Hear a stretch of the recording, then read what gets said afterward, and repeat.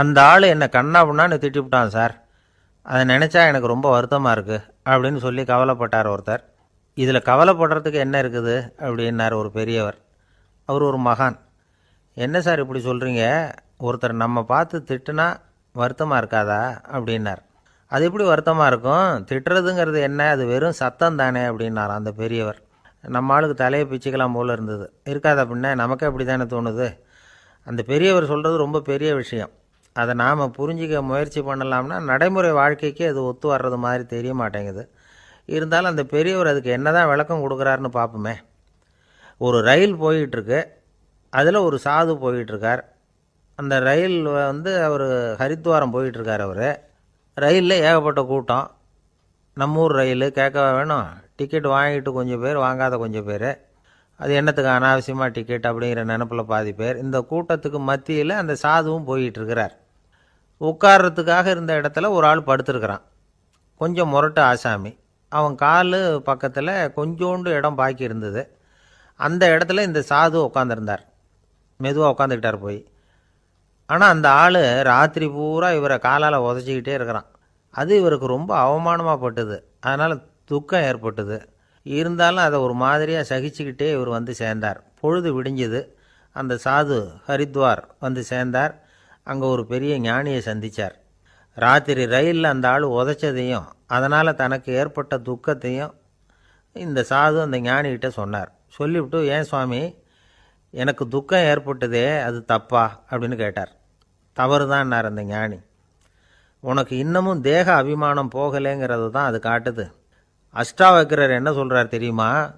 உண்மையான ஞானி யாராவது தன்னை வந்தனை செய்தால் அதற்காக சந்தோஷப்பட மாட்டார், யாராவது நிந்தனை செய்தால் அதற்காக வருத்தப்பட மாட்டார் அப்படின்னு சொல்கிறார். நிந்தனைங்கிறது ஒரு ஒலி தான். தேகாபிமானம் இருக்கிற வரைக்கும் இந்த ஒலி நம்மளை வேதனைப்படுத்தும். நான் தேகம் இல்லை, ஆத்மா அப்படிங்கிற நினைவு இருந்தால் இந்த ஒலி நம்மளை பாதிக்காது. மனு என்ன சொல்கிறார் தெரியுமா? ஒரு சாதகன் பாராட்டுதலை விஷம்னு நினச்சி பயப்படணும், அவமானத்தை அமிர்தம்னு நினச்சி சந்தோஷப்படணுங்கிறார். அவமானப்பட்டால் கவலைப்படாமல் எப்படி இருக்க முடியும் அப்படின்னு தான் நமக்கு தோணும். அதனால தான் நம்மளில் யாரும் இதுக்கு உதாரணமாக யாரையும் காட்ட முடியல. புத்தரையும் கபீரையும் உதாரணமாக காட்டுறாங்க. அவங்களுக்கெல்லாம் அவமானம் ஏற்பட்டப்போ கவலையே படலையாம்.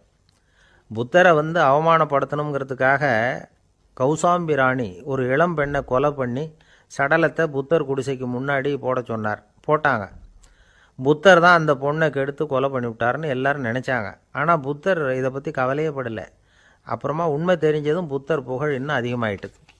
ஒரு பெரிய சபையில் ஒரு மோசமான பொண்ணு நுழைஞ்சி தனக்கும் கபீருக்கும் சம்பந்தம் உண்டுன்னு சொன்னான். கபீர் கவலைப்படலை. அவங்க மாதிரியெல்லாம் நாமளும் இருக்க கற்றுக்கணும். நிந்தனை, அபகீர்த்தி, அவமானம் எல்லாம் ஆண்டவன் கொடுக்குற பிரசாதம்னு நினைக்கணும் அப்படின்னு சொல்கிறார் அந்த ஞானி. இதை கேட்ட இந்த காலத்து ஆசாமி ஒருத்தர், நான் கூட அப்படி தான் சார், யாராவது அவமானப்படுத்தினா கவலைப்பட மாட்டேன். நேற்று கூட ஒருத்தர் என்ன பலார்னு அரைஞ்சுட்டார், நான் கொஞ்சம் கூட கவலைப்படலை, பேசாமல் வந்துட்டேன்னார்.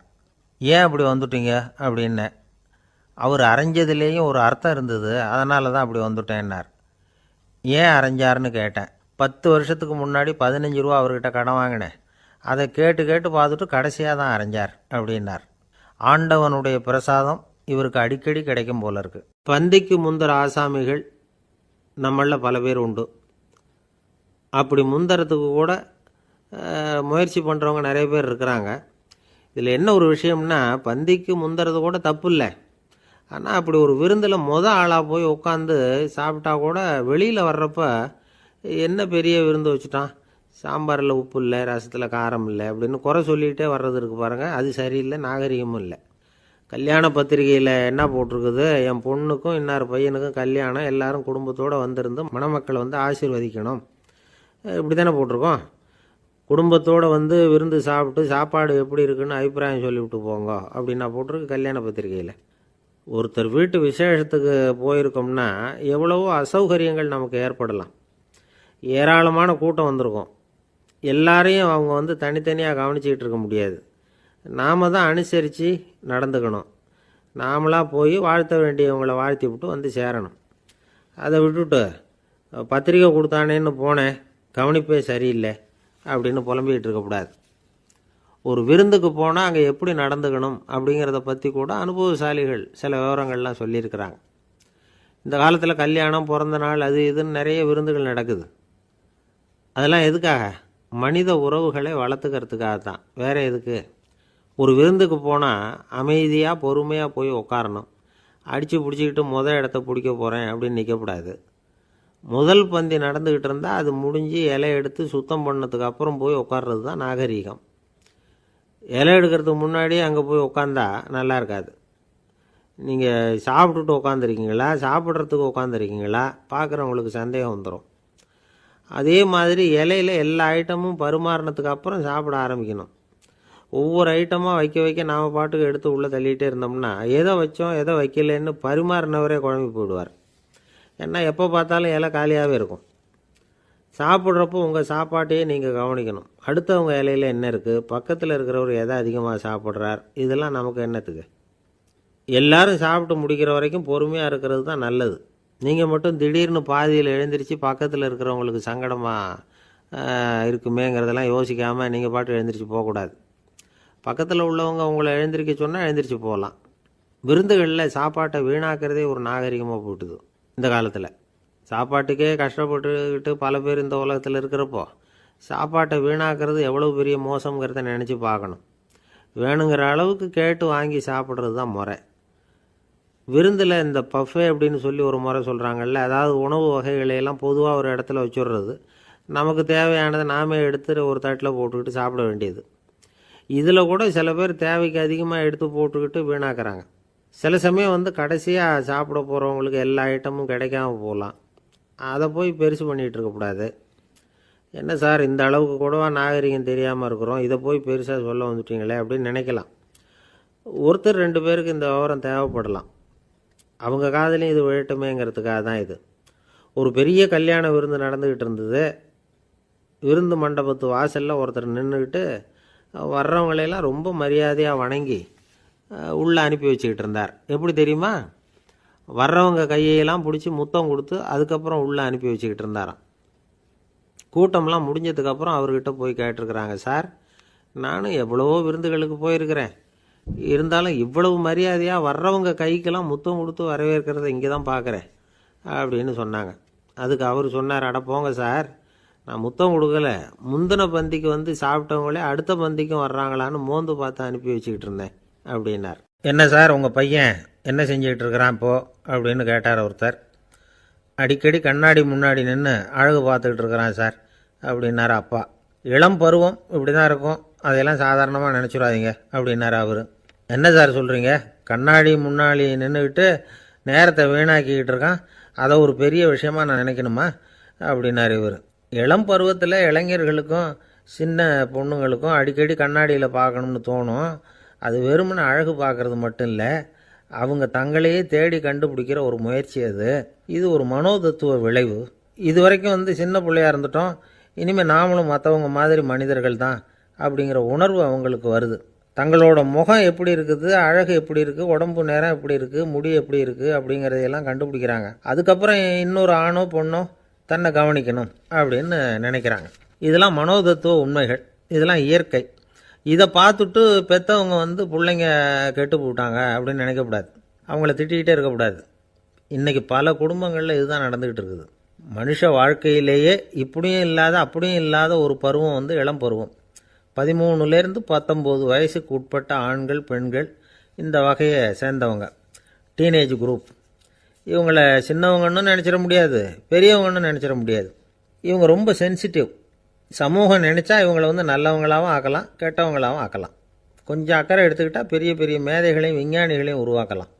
ஆனால் நடக்கிறது என்ன தெரியுமா, அநேகமாக இவங்களை யாருமே சரியாக புரிஞ்சுக்கிறது இல்லை, இவங்களை சரியாக நடத்துறதும் இல்லை. இது வரைக்கும் நாம் சொல்கிறத கேட்டுக்கிட்டு இருந்தான், இப்போல்லாம் அவன் இஷ்டத்துக்கு நடக்க ஆரம்பிச்சுட்டான் அப்படின்னு வருத்தப்படுற பெற்றோர்கள் அதிகம். இது வருத்தப்படுற விஷயம் இல்லை, சந்தோஷப்பட வேண்டிய விஷயம். உங்கள் புள்ள சொந்தமாக யோசிக்க ஆரம்பிக்கிறதும் நடந்துக்க ஆரம்பிக்கிறதும் ஒரு தப்பான விஷயமா? அவன் கடைசி வரைக்கும் உங்கள் பேச்சையே கேட்டுக்கிட்டு இருக்கணுங்கிறது என்ன நியாயம்? இன்றைக்கி இளைஞர்களை பெரியவங்க தப்பாக புரிஞ்சுக்கிட்டு தவறாக நடத்துறதுனால தான் அவங்களுக்கு வெறுப்பு, எரிச்சல், மனக்கசப்பு எல்லாம் உண்டாகுது. பெற்றவங்க சரியாக மதிக்கிறது இல்லை அப்படிங்கிற ஒரே காரணத்தினாலேயே வீணாக போகிற பிள்ளைங்க இன்றைக்கி அதிகம். சரி, பெற்றவங்களுக்கு இன்றைக்கி என்ன தான் புத்தி சொல்ல வர்றீங்க அப்படின்னு கேட்குறீங்களா? நாம் எதையும் சொல்ல வரல, ஆனால் அது சம்பந்தமான சில நிபுணர்கள் சொல்லியிருக்கிறத உங்கள் காதில் போட்டு வைக்கலாம். அது என்னென்னா, பிள்ளைங்க கிட்ட அன்பு செலுத்துங்க. குழந்தையா இருந்தப்போ எவ்வளவு பாசமாக இருந்தீங்க, வளர வளர அதை ஏன் குறைச்சிக்கிறீங்க? பெற்றவங்களின் அன்பான வார்த்தைகளுக்கு ஏங்குறவங்க தான் இன்றைய இளைஞர்கள். அவங்க எதை சொன்னாலும் அதை அக்கறையாக காது கொடுத்து கேளுங்க, அலட்சியப்படுத்தாதீங்க. அவங்க விரும்புகிறது உங்கள்கிட்டேருந்து ஒரு மதிப்பு, மரியாதை, அங்கீகாரம், இவ்வளவுதான். அவங்க அவங்களாவே முடிவுகள் எடுக்கட்டும், அதுக்கு நீங்கள் உதவியாக இருங்க, அது போதும். மற்றவங்க முன்னாடி, முக்கியமாக அவங்க நண்பர்கள் முன்னாடி அவங்கள பற்றி மட்டமாக பேசாதீங்க. அவங்கக்கிட்ட பொய் சொல்லக்கூடாது. நீங்கள் சொன்னது பொய்ன்னு தெரிஞ்சு போச்சுன்னா உங்கள் பேரில் அவங்களுக்கு இருக்கிற மதிப்பு போயிடும், நம்பிக்கை போயிடும். அவங்களுக்கு முன்னாடி நீங்கள் சண்டை போடக்கூடாது. உங்கள் பிள்ளைய எப்பவும் இன்னொரு பிள்ளையோட ஒப்பிட்டு பேசுகிற வேலையே வேணாம். கூட பிறந்த மற்றவங்களோட கூட ஒப்பிடக்கூடாது. இப்படி செஞ்சால் அவன் உங்ககிட்டையும் பிரியமாக இருக்க மாட்டான், அவங்ககிட்டையும் பிரியமாக இருக்க மாட்டான். புள்ள எங்கே போகிறான், என்ன பண்ணுறான் அப்படின்லாம் துப்பறிஞ்சிக்கிட்டு இருக்கக்கூடாது.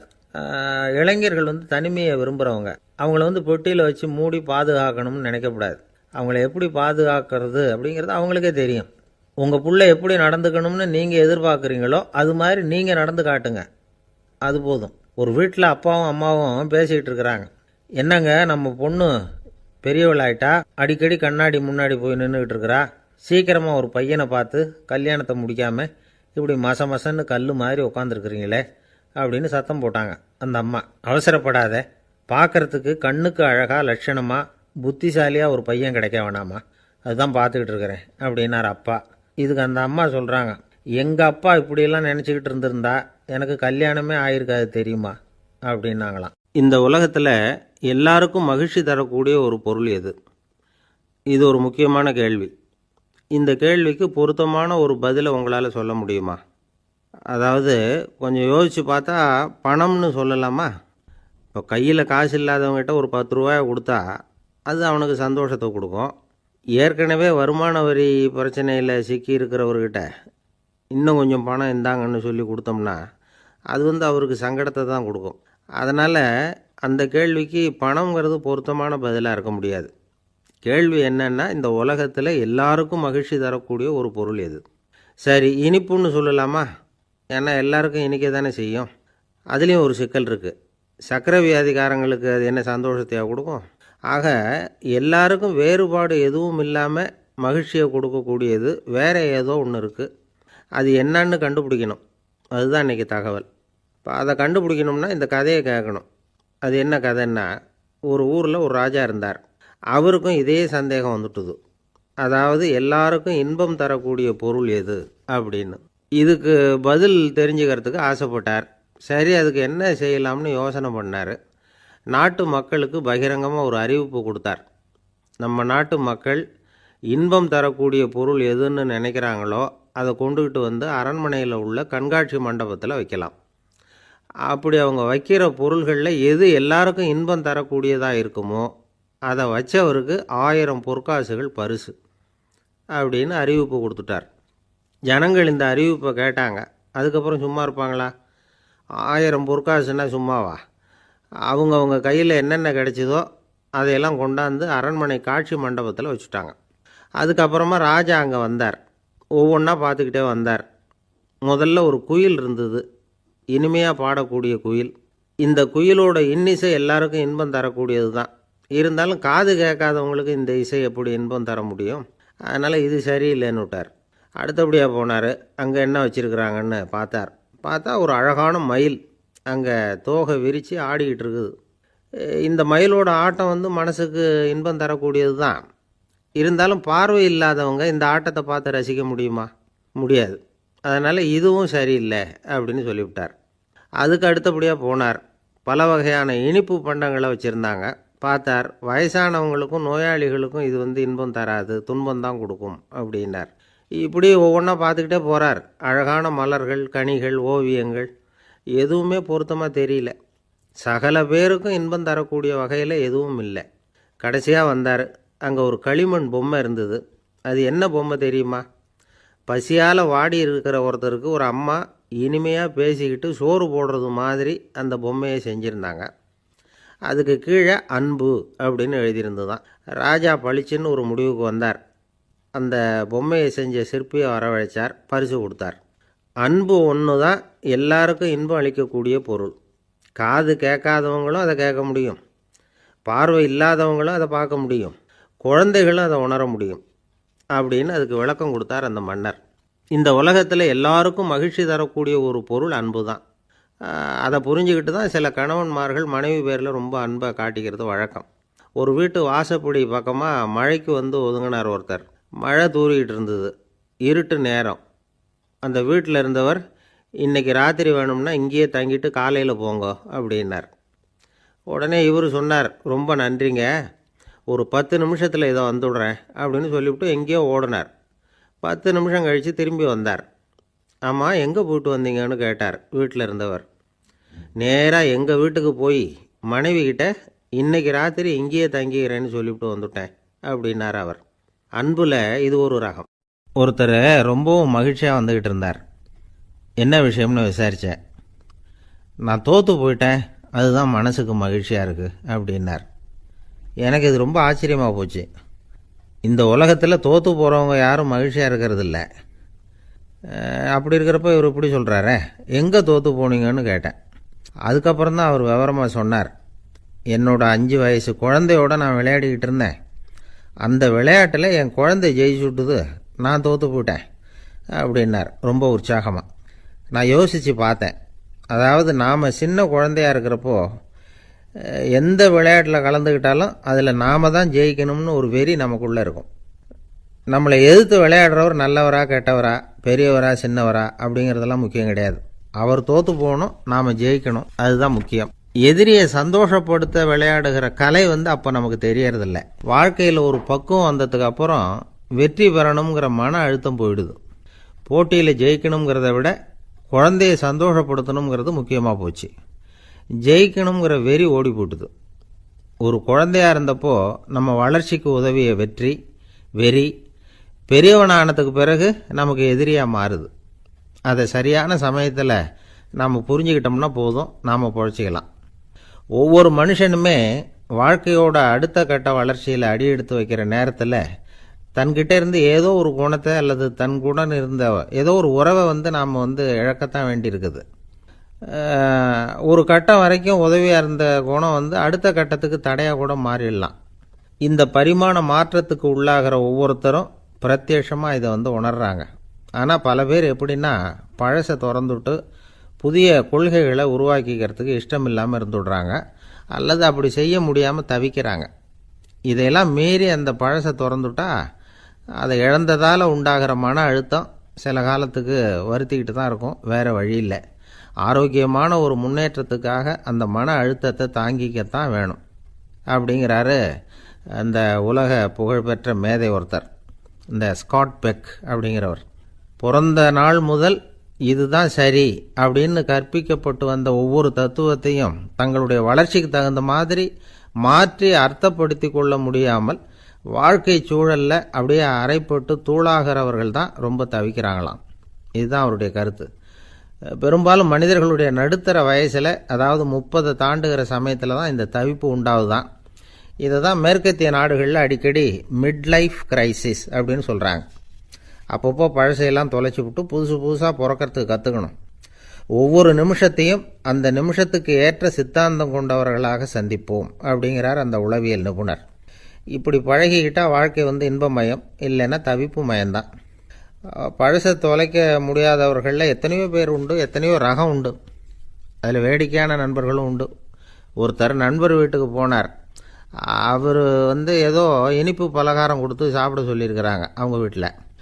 இவர் சாப்பிட்டு பார்த்துட்டு சொன்னாராம், சார் 6 மாதத்துக்கு முன்னாடி ஒரு தடவை இங்கே வந்தேன், அப்போது ஒரு இனிப்பு பலகாரம் கொடுத்தீங்க, அது இதை விட நல்லா இருந்தது சார் அப்படின்னாராம். அப்போ செஞ்ச அதே இனிப்பு பலகாரம் தான் சார் இதுவும் அப்படின்னாராம் அவர். ஊருக்கு வெளியில் அமைதியான ஒரு இடம், அங்கே ஒரு ஆசிரமம், அங்கே ஒரு சாமியார். அவர் தினமும் நல்ல போதனைகள்லாம் செய்வார். பல பேர் போய் அங்கேயே சில நாள் தங்கி இருந்து அவர் சொல்கிற அறிவுரைகளை எல்லாம் கேட்டுக்கிட்டு வர்றது வழக்கம். ஒரு தடவை அவரை பார்த்துட்டு போகிறதுக்காக 3 வெளியூர் தம்பதிகள் வந்தாங்களாம். அந்த மடத்திலேயே சாப்பிட்டுக்கிட்டு தங்கியிருந்து அவங்களுடைய போதனைகளை கேட்டுக்கிட்டு போகணுங்கிறது அவங்க நோக்கம். காலையில் குளிச்சுட்டு பூஜையில் உட்காந்தார் அந்த சுவாமி. இவங்களும் குளிச்சுட்டு அந்த பூஜையை பார்க்குறதுக்காக அவர் முன்னாடி உட்காந்தாங்க. பூஜை ஆரம்பமாச்சு. சம்பிரதாயப்படி அது ரொம்ப நேரம் நடந்துக்கிட்டே இருக்குது. இவங்களுக்கு நல்ல பசி இருந்தாலும் இந்த நேரத்தில் அதை எப்படி வெளியில் காட்டிக்கிறது? பேசாமல் இருந்தாங்க. அந்த சுவாமி பூஜையை முடித்தார். அதுக்கப்புறம் பேச ஆரம்பித்தார். பேச்சு அருமையாக தான் இருந்தது, அமிர்தமாக தான் இருந்தது. இருந்தாலும் இவங்களுக்கு இருக்கிற வயிற்று பசி அது சரியாக கவனிக்க விடலை. அந்த சுவாமியே இதை கவனித்ததாக தெரியல. இவங்களுக்கு மனசுக்குள்ளே ஒரு எண்ணம், உள்ளே சாப்பாடு தயாராகிட்டு இருக்கும் போல இருக்குது, இந்த பேச்சு முடிஞ்சதும் நம்மளை உள்ளே அழைச்சிட்டு போய் சாப்பாடு போடுவாங்கன்னு நினைக்கிறோம் அப்படின்னு இவங்களாம் நினச்சிக்கிட்டாங்க. ஆனால் சுவாமி இதை பற்றி எதுவுமே பேசலை, கண்டுக்கலை. ஒரு அம்மாவால் அதுக்கு மேலே சும்மா இருக்க முடியுமா? முடியல. சாப்பாட்டை கவனிக்கலாமா அப்படின்னு சொல்லி மெதுவாக ஆரம்பித்தாங்க. கவனிக்கலாமே அப்படின்னு உள்ளே அழைச்சிட்டு போனார் சுவாமி. இவங்க ரொம்ப அவசரமாக எழுந்திரிச்சு உள்ளே ஓடினாங்க. அங்கே ஒரு மேஜை மேலே ஒரு கிண்ணம் மூடி இருந்தது.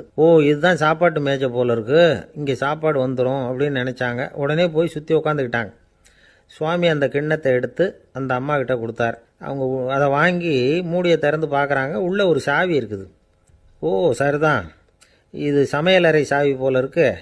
அங்கே போய் அதை திறந்து சாப்பாட்டை நாமே எடுத்துக்கிட்டு வந்து இங்கே வச்சுக்கிட்டு சாப்பிட்ணும் போல இருக்குது அப்படின்னு நினச்சாங்க. சாவி இருக்கு இல்லையா, வாங்க பூட்டு நிறையா காட்டுறேன் அப்படின்னு சுவாமி அவங்கள அழைச்சிட்டு போனார், காட்டினார். இவங்க அந்த அறையை ரொம்ப ஆவலோடு திறந்தாங்க. உள்ளே பார்த்தா அங்கே அரிசி, பருப்பு, விதவிதமான காய்கறி எல்லாம் இருக்குது. சமையலுக்கு வேண்டிய மிளகாய், எண்ணெய், பால், தயிர், நெய் இப்படி எல்லாமே இருக்குது. அடுப்பு, விறகு, நெருப்பு போட்டி அது கூட அங்கே இருக்குது. சாப்பாடு தயாராக இருக்கும்னு நினச்சிக்கிட்டு போனால் இப்படி இருக்குதே அப்படின்னு சொல்லி அதை பார்த்ததும் ரொம்ப சோர்ந்து போட்டாங்க அவங்க. சுவாமி, என்ன இது சாப்பாடு இல்லையா அப்படின்னாங்க. அதுதான் சாப்பாட்டுக்கு வேண்டிய எல்லாம் இங்கே இருக்குதே. அடுப்பு மூட்டி நீங்கள் தான் அவங்கவுங்க ருசிக்கு தகுந்த மாதிரி சமைச்சிக்கணும். இந்த சன்னியாசிக்கு எப்படி சமைக்க தெரியும் அப்படின்னு கேட்டார் சுவாமி. சாப்பாடு தயாராக இருக்கும்னு நாங்கள் எதிர்பார்த்தோம் அப்படின்னாங்க. நீங்கள் இப்படி சொல்லுவீங்கன்னு நானும் எதிர்பார்த்தேன். இது வரைக்கும் நான் எவ்வளவோ தத்துவம்லாம் எடுத்து சொன்னேன். எல்லாத்தையும் விட இதுதான் அனுபவபூர்வமான தத்துவம். ஆண்டவன் நமக்கு நல்ல மனசை கொடுத்துருக்குறான், நல்ல வாய்ப்புகளையும் தந்திருக்கிறான், அதையெல்லாம் பயன்படுத்திக்கக்கூடிய மூளையையும் சிந்தனையையும் கொடுத்துருக்குறான். அதனால் அடுப்பை தான் நீங்கள் மூட்டணும். அடுப்பை நீங்கள் தான் மூட்டணும். உங்களுக்கு உகந்ததை நீங்கள் தான் சமைச்சு ருசித்து அனுபவிக்கணும். ஆண்டவனே அதை செஞ்சுக்கிட்டு இருக்க மாட்டான் அப்படின்னாராம் அந்த சுவாமி. நம்முடைய வாழ்க்கையில் பல நல்ல பலன்களை பெறுறதுக்கு நாம் தான் முயற்சி பண்ணணும். அதுக்குரிய சூழ்நிலையை தான் ஆண்டவன் கொடுப்பானே தவிர அதை விளக்கிறதுக்காக தான் அந்த சுவாமி அப்படி செஞ்சு காட்டியிருக்கிறார். இது ஒரு பெரியவர் இப்படி ஒரு விளக்கம் கொடுத்தார். அதுக்கப்புறம் அந்த 3 தம்பதிகளும் தெளிவடைஞ்சுட்டாங்களாம். நாம் தெளிவடைகிறது எப்போங்கிறது தான் தெரியல அப்படின்னு பல பேர் இதை கேட்டுட்டு சொல்லிகிட்டு இருக்கிறாங்க. இந்த கதையை நம்முடைய நண்பர் ஒருத்தர்கிட்ட சொன்னேன். அந்த நண்பர் ரொம்ப சந்தோஷப்பட்டார். நீங்கள் சொல்கிறது கரெக்டு சார், ஆனால் நான் அதை விட ஒரு படி மேலே சார். எனக்கெல்லாம் அரிசி, பருப்பு இருக்கிற ரூம் எதுன்னு கையை காட்டிட்டா போதும். உடனே கிண்ணத்துலேருந்து சாவியை எடுத்து கொடுக்கணுங்கிற அவசியம்லாம் இல்லை எனக்கு. அப்புறம் எப்படி ரூமை திறந்துருவீங்க அப்படின்னு கேட்டேன். பூட்டை உடச்சி திறந்துருவேன், அதுதான் எனக்கு பழக்கம் அப்படிங்கிறார். ஒருத்தர் அவசரமாக போய்கிட்டு இருந்தார். எங்கே போய்கிட்டு இருக்கீங்க அப்படின்னு கேட்டார் ஒரு பெரியவர். கடைக்கு போகிறேன் சார், சாமான் வாங்கிறதுக்கு அப்படின்னார். அங்கே போகிறதுக்கு முன்னாடி தெரிஞ்சிக்க வேண்டியதெல்லாம் தெரிஞ்சுக்கிட்டீங்களா அப்படின்னு கேட்டார் பெரியவர். கடைக்கு போய் காசை கொடுத்து ஒரு பொருளை வாங்கிட்டு வரப்போகிறோம், இதில் தெரிஞ்சிக்க வேண்டியது என்ன இருக்குது அப்படின்னார் அலட்சியமாக. இப்போ அந்த பெரியவர் பேச ஆரம்பித்தார். இந்த உலகத்தில் எந்த ஒரு செயலில் இறங்குறப்போவும் நாம் நல்லா ஆலோசனை பண்ண வேண்டிய விஷயம் 5 அப்படின்னார். உதாரணமாக, ஒருத்தன் கடைக்கு போய் ஏதோ ஒரு பொருளை வாங்கிட்டு வர போகிறான்னு வச்சுக்கோங்களேன். அப்போ கூட அவன் 5 விஷயங்களை பற்றி தெரிஞ்சுக்க வேண்டியிருக்குது அப்படிங்கிறார் அவர். முதல்ல அந்த பொருள் எப்படிப்பட்டது அப்படிங்கிறத தெரிஞ்சுக்கணும். ரெண்டாவதாக தன்னை பற்றியும் தெரிஞ்சுக்கணும். அப்போ தான் அந்த பொருள் தனக்கு தேவையா இல்லையா அப்படிங்கிறத புரிஞ்சுக்க முடியும். மூணாவதாக தெரிஞ்சுக்க வேண்டியது ஒன்று இருக்குது. அது என்னென்னா, அந்த பொருளை அடையிறதுக்கு வழி என்ன அப்படிங்கிறத தெரிஞ்சுக்கணும். அதாவது எவ்வளவு பணம் கொடுத்தா அது கிடைக்கும், இது மாதிரியான விஷயங்கள். நாலாவதாக அந்த பொருளை அடையிறது மூலமாக நாம் அடையக்கூடிய பயன் என்ன அப்படிங்கிறதையும் உணரணும். அஞ்சாவது, அந்த பொருளை அடையிறதுல இருக்கக்கூடிய தடை எது அப்படிங்கிறதையும் நாம் தெரிஞ்சுக்கணும். பெரியவர் பேசுகிறது ஏதோ தத்துவம் மாதிரி தெரியுது இல்லையா? தத்துவம்தான். அதாவது இப்படி உலகியல் வாழ்க்கையில் சின்ன சின்ன விஷயங்கள்லேயே நாம் 5 விஷயங்களை தெரிஞ்சுக்க வேண்டியிருக்குது. அது ரொம்ப அவசியமாக இருக்குது. பேரின்ப நிலைன்னு சொல்கிறாங்கள்ல, அது மாதிரி பெரிய சமாச்சாரங்கள்லேயும் இந்த 5 விஷயங்களை நாம் தெரிஞ்சுக்க வேண்டியிருக்குது. அதுக்கு பேர் என்னன்னா அர்த்த பஞ்சகம். வைணவ சமயத்தில் அர்த்த பஞ்சகம்ங்கிறது ரொம்ப பெரிய விஷயம். கடைக்கு போகிறது மாதிரி கடவுளை பார்க்க போகிறப்பவும் நாம் 5 விஷயங்களை தெரிஞ்சுக்கணுமா. முதல்ல பரம்பொருள் அப்படிங்கிறது என்ன, அதோட தன்மைகள் என்ன, இதை தெரிஞ்சுக்கணும். இதுக்கு பேர் என்னன்னா பரமாத்ம ஸ்வரூபம் அப்படின்னு பேர். ரெண்டாவது நாம் யார், நம்மோட தன்மை என்ன அப்படிங்கிறத தெரிஞ்சுக்கணும். நான் யாருன்னு எனக்கே தெரியலங்கிறப்போ இதை நான் சொல்கிறேன்னு இது என்னுடையதுன்னு சொல்கிறது தப்பு தானே. அப்புறம் மூணாவது விஷயம், பரம்பொருளை நாம் அடையிறதுக்கு வழி எது, இதை தெரிஞ்சுக்கணும். இது உபாய ஸ்வரூபம் அப்படின்னு பேர். நாலாவது விஷயம், நாம் அடைய வேண்டிய பயன்கள் என்ன அப்படிங்கிறத தெரிஞ்சுக்கிறது. இதுக்கு புருஷார்த்தம் அப்படின்னு பேர். அஞ்சாவது, அந்த பயனை அடைய விடாமல் தடுக்கிற தடைகள் யாவை அப்படிங்கிறத தெரிஞ்சுக்கிறது. இது விரோதி ஸ்வரூபம். இதைத்தான் தடையியல் அப்படின்னு சொல்கிறாங்க. அதாவது பரமாத்மாவை பற்றிய அறிவு, ஜீவாத்மாவை பற்றிய அறிவு, உபாயம் பற்றிய அறிவு, புருஷார்த்தம் பற்றிய அறிவு, இந்த 4 அறிவுக்கும் எதிரடையா, அதாவது அதையெல்லாம் தப்பாக புரிஞ்சுக்கிறதால உண்டாகக்கூடிய அறிவு விரோதி ஸ்வரூபம். என்ன இது தகவலில் ஏதாவது கதை சொல்லுவீங்கன்னு பார்த்தா ஏதோ தத்துவம் பேசிகிட்டு இருக்கிறீங்களே அப்படின்னு நினைக்கலாம். இதுவும் தெரிஞ்சிக்க வேண்டிய ஒரு பெரிய விஷயந்தான். காதில் போட்டு வச்சா எப்போவாவது உபயோகப்படும். என்னுடைய நண்பர் ஒருத்தர் ஒரு நாள் என்கிட்ட சொன்னார், சார் அடுத்த மாதம் தஞ்சாவூரில் ஒரு கல்யாணம், போகிறதா வேண்டாமா அப்படின்னு ஒரே குழப்பமாக இருக்குது அப்படின்னார். நான் உடனே இந்த அர்த்த பஞ்சக உபதேசம் பண்ண ஆரம்பித்தேன். அவர் எல்லாத்தையும் பொறுமையாக கேட்டுவிட்டு, சரி சார் நான் போகிறதுன்னு முடிவு பண்ணிவிட்டேன்னார். எப்படி இந்த முடிவுக்கு வந்தீங்க அப்படின்னு கேட்டேன். அவர் சொன்னார், சார் அந்த 2வது பாயிண்ட் ஒன்று சொன்னீங்களே, அதை புரிஞ்சுக்கிட்டதுக்கு அப்புறம்தான் இந்த முடிவுக்கு வந்தேன் அப்படின்னார். என்ன 2வது பாயிண்ட்டுன்னு, அதாவது தன்னை பற்றி புரிஞ்சுக்கணும் அப்படின்னு சொன்னீங்க. உடனே என்னை பற்றி புரிஞ்சுக்கிட்டேன், நான் யாருங்கிறது எனக்கு தெரிஞ்சுது, உடனே போகிறது தான் நல்லதுன்னு முடிவு பண்ணிவிட்டேன்னார். நீங்கள் யாருன்னு கேட்டேன். நான் தான் சார் அந்த கல்யாணத்தில் தாலி கட்ட வேண்டிய மாப்பிள்ளை அப்படின்னார். அன்பாக இருக்கணும்னு அநேக பெரியவங்க சொல்லியிருக்கிறாங்க. நாமளும் அதை கேட்டுவிட்டு அன்பு காட்டுறதுக்கு தயாராக தான் இருக்கிறோம். அதை வாங்கிறதுக்கு தான் ஆளை காணும். இருந்தாலும் அன்பில் எத்தனையோ வகை உண்டு. அதை சரியாக புரிஞ்சுக்கிட்டு அதுக்கப்புறம் அன்பு காட்ட ஆரம்பிக்கணும். வகையை புரிஞ்சிக்காமல் அன்பு காட்டினா வம்புல மாட்டிக்க வேண்டியது தான். அன்புன்னா சாதாரணமாக நினச்சி விடாதீங்க. அதில் எவ்வளவு விதம் தெரியுமா? இரக்கம், கருணை, காருண்யம், பந்துத்துவம், பட்சம், பாசம், நேசம், விசுவாசம், அபிமானம், காதல், பக்தி, இப்படி பல விதமாக அதை பற்றி சொல்லி வச்சிருக்கிறாங்க பெரியவங்க. இந்த வார்த்தைகள்லாம் நாம் கேள்விப்பட்டது தான். இருந்தாலும் அதுகளுக்குள்ளே என்ன வித்தியாசம்னு கேட்டால் சரியாக சொல்ல தெரியாது. அதனால் இந்த வார்த்தைகளுக்கெல்லாம் பெரியவங்க என்ன விளக்கம் சொல்கிறாங்கன்னு இப்போ பார்க்கலாம். எளியவர்கள் மேலே செலுத்துகிற அன்பு இருக்கு பாருங்க, அதுக்கு இரக்கம்னு பேர். அறிவு பலம், சரீர பலம், இது ரெண்டும் இல்லாதவங்க மேலே, அதாவது வலிமையற்றவர்கள் மேலே செலுத்துகிற அன்பு இருக்கு பாருங்க, அதுதான் கருணை. எறும்புலேருந்து யானை வரைக்கும் சகல ஜீவராசிகள் மேலேயும் காட்டுற அன்புக்கு காருண்யம்னு பேர், ஜீவகாருண்யம். சிவி சக்கரவர்த்தி காட்டின அன்பு இந்த ரகம். உறவினர்கள், சொந்தக்காரங்க, அவங்க வசதியாக இருந்தாலும் வறுமையில் இருந்தாலும் வித்தியாசம் இல்லாமல் காட்டுற அன்பு இருக்கு பாருங்க, அதுக்கு பேர் பந்துத்துவம். ஒரு எஜமானன் வேலையாள்கிட்ட காட்டுற அன்பு இருக்கு பாருங்க, அதுக்கு பேர் தான் பட்சம்.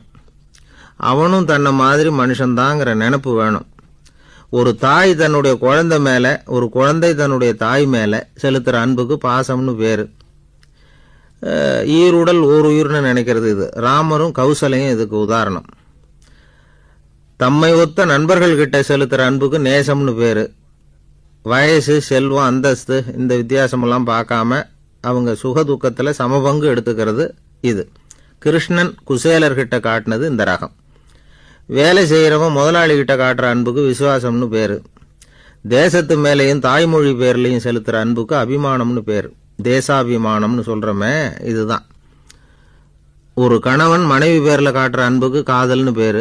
கடவுள் பேரில் செலுத்துகிற அன்புக்கு பக்தின்னு பேர். இப்படி அன்புல பல ரகம் இருக்கிறப்போ அதில் உள்ள வித்தியாசம் தெரியாமல் இடம் மாற்றி அன்பு காட்டினா இடைஞ்சல் தான். சரி, இந்த அன்பை பற்றி விஞ்ஞானம் என்ன சொல்லுது தெரியுமா? இதயத்தை பாதுகாக்கிறதுக்கு முக்கியமாக தேவைப்படுற ஒன்று இந்த அன்பு தான்னு சொல்லுது. நெதர்லாந்து விஞ்ஞானிகள் இதை ஆராய்ச்சி பண்ணியே கண்டுபிடிச்சிருக்கிறாங்க. கொஞ்சம் முயல் குட்டிகளை 2 பிரிவாக பிரித்தாங்க.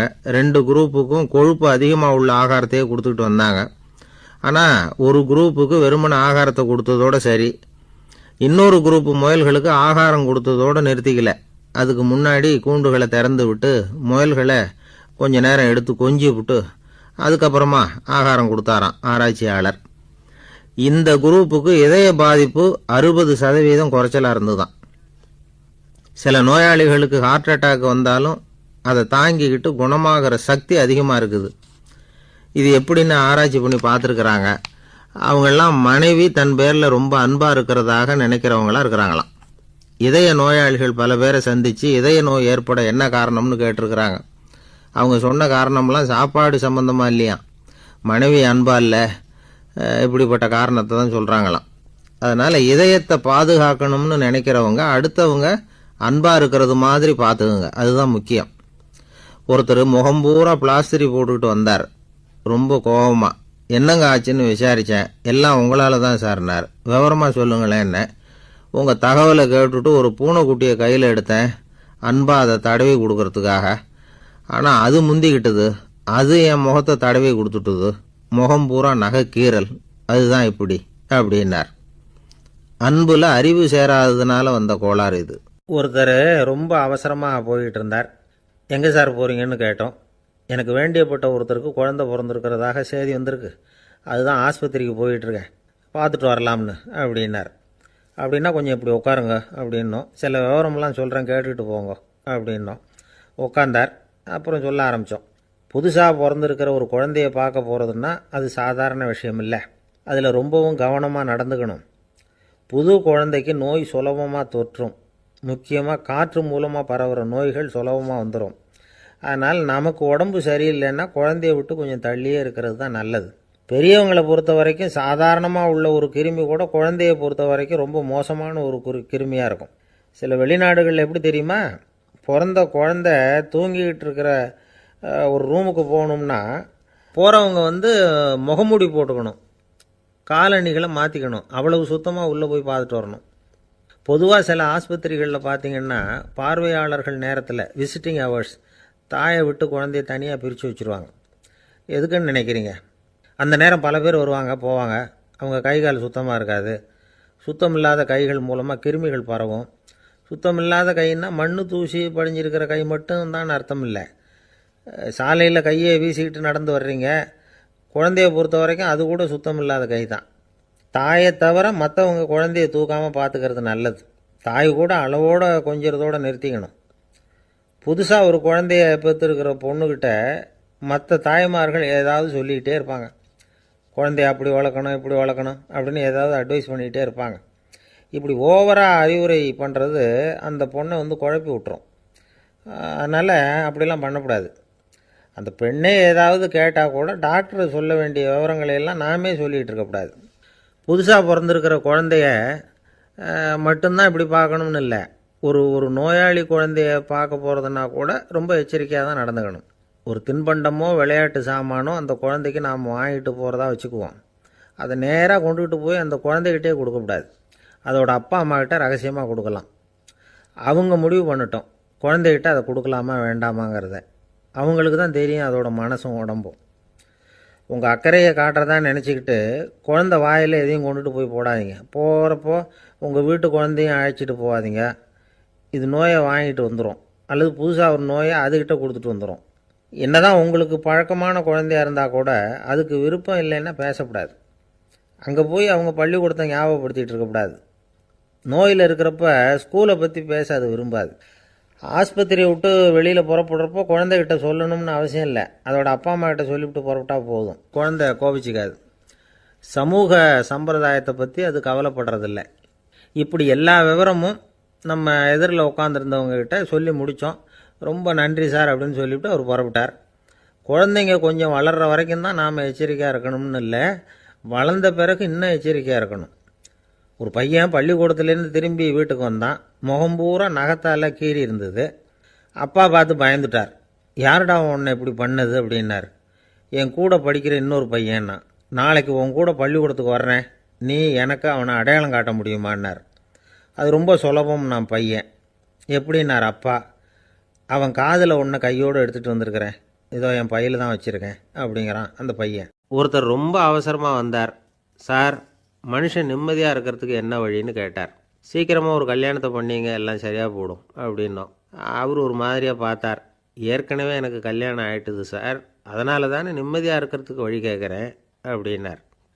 சரி, இவர் ஒரு மாதிரியான கேஸ் அப்படின்னு நினச்சிக்கிட்டு நம்மக்கிட்ட இருந்த ஒரு சின்ன புத்தகத்தை அவர்கிட்ட தூக்கி கொடுத்தோம். இதை படித்து பாருங்கன்னு. கல்யாணத்துக்கு பிறகும் சந்தோஷமாக இருக்கிறதுக்கு என்ன வழி அப்படிங்கிற கேள்விக்கு அந்த புத்தகத்தில் விளக்கம் இருந்தது. கணவன் மனைவிக்குள்ளே சிக்கல் வராமல் இருக்கிறதுக்கு அதில் சில வழிகளை சொல்லி கொடுத்துருக்குறாங்க. அதெல்லாம் என்னென்ன அப்படிங்கிறத இப்போ பார்க்கலாமா? குடும்பம்னு இருந்தால் கோபம் வரதான் செய்யும், அது வந்துட்டு போட்டும் பரவாயில்ல. ஆனால் அந்த கோபம் ஒரே நேரத்தில் 2 பேருக்கும் வந்துடாமல் பார்த்துக்கணும். ஒரு சமயத்தில் யாராவது ஒருத்தர் தான் கோபப்படணும், அடுத்தவங்க அமைதியாக இருக்கணும். அதுக்கப்புறம் இவர் அமைதியான உடனே அவங்க ஆரம்பிச்சிக்கலாம். கோபமாக ஏதாவது சொன்னால் உடனே கோபமாக பதில் சொல்லக்கூடாது. கொஞ்சம் பொறுத்து கோபம் தீர்ந்த உடனே அந்த பதிலை சொல்லலாம். அப்போ பதில் கோபமாக இருந்தால் கூட அது அவ்வளோ பெருசாக தெரியாது. அற்ப விஷயத்துக்கெல்லாம் காய்ச்சி மூச்சுன்னு கத்திட்டு இருக்கக்கூடாது. உங்கள் 2 பேருக்குள்ளே ஒரு தர்க்கம் ஆரம்பமாயிட்டுதுன்னு வச்சுக்கோங்க. கடுமையாக 2 பேரும் விவாதம் பண்ணுறீங்க. உங்களில் ஒருத்தர் இதில் ஜெயிக்கணும்னா அது நீங்களாக இருக்க வேணாம், அடுத்தவங்க ஜெயிக்கிறதுக்கு நீங்கள் துணையாக இருங்களேன். அப்படின்னா நீங்கள் கொஞ்சம் விட்டு கொடுக்கணும், அவ்வளவுதான்.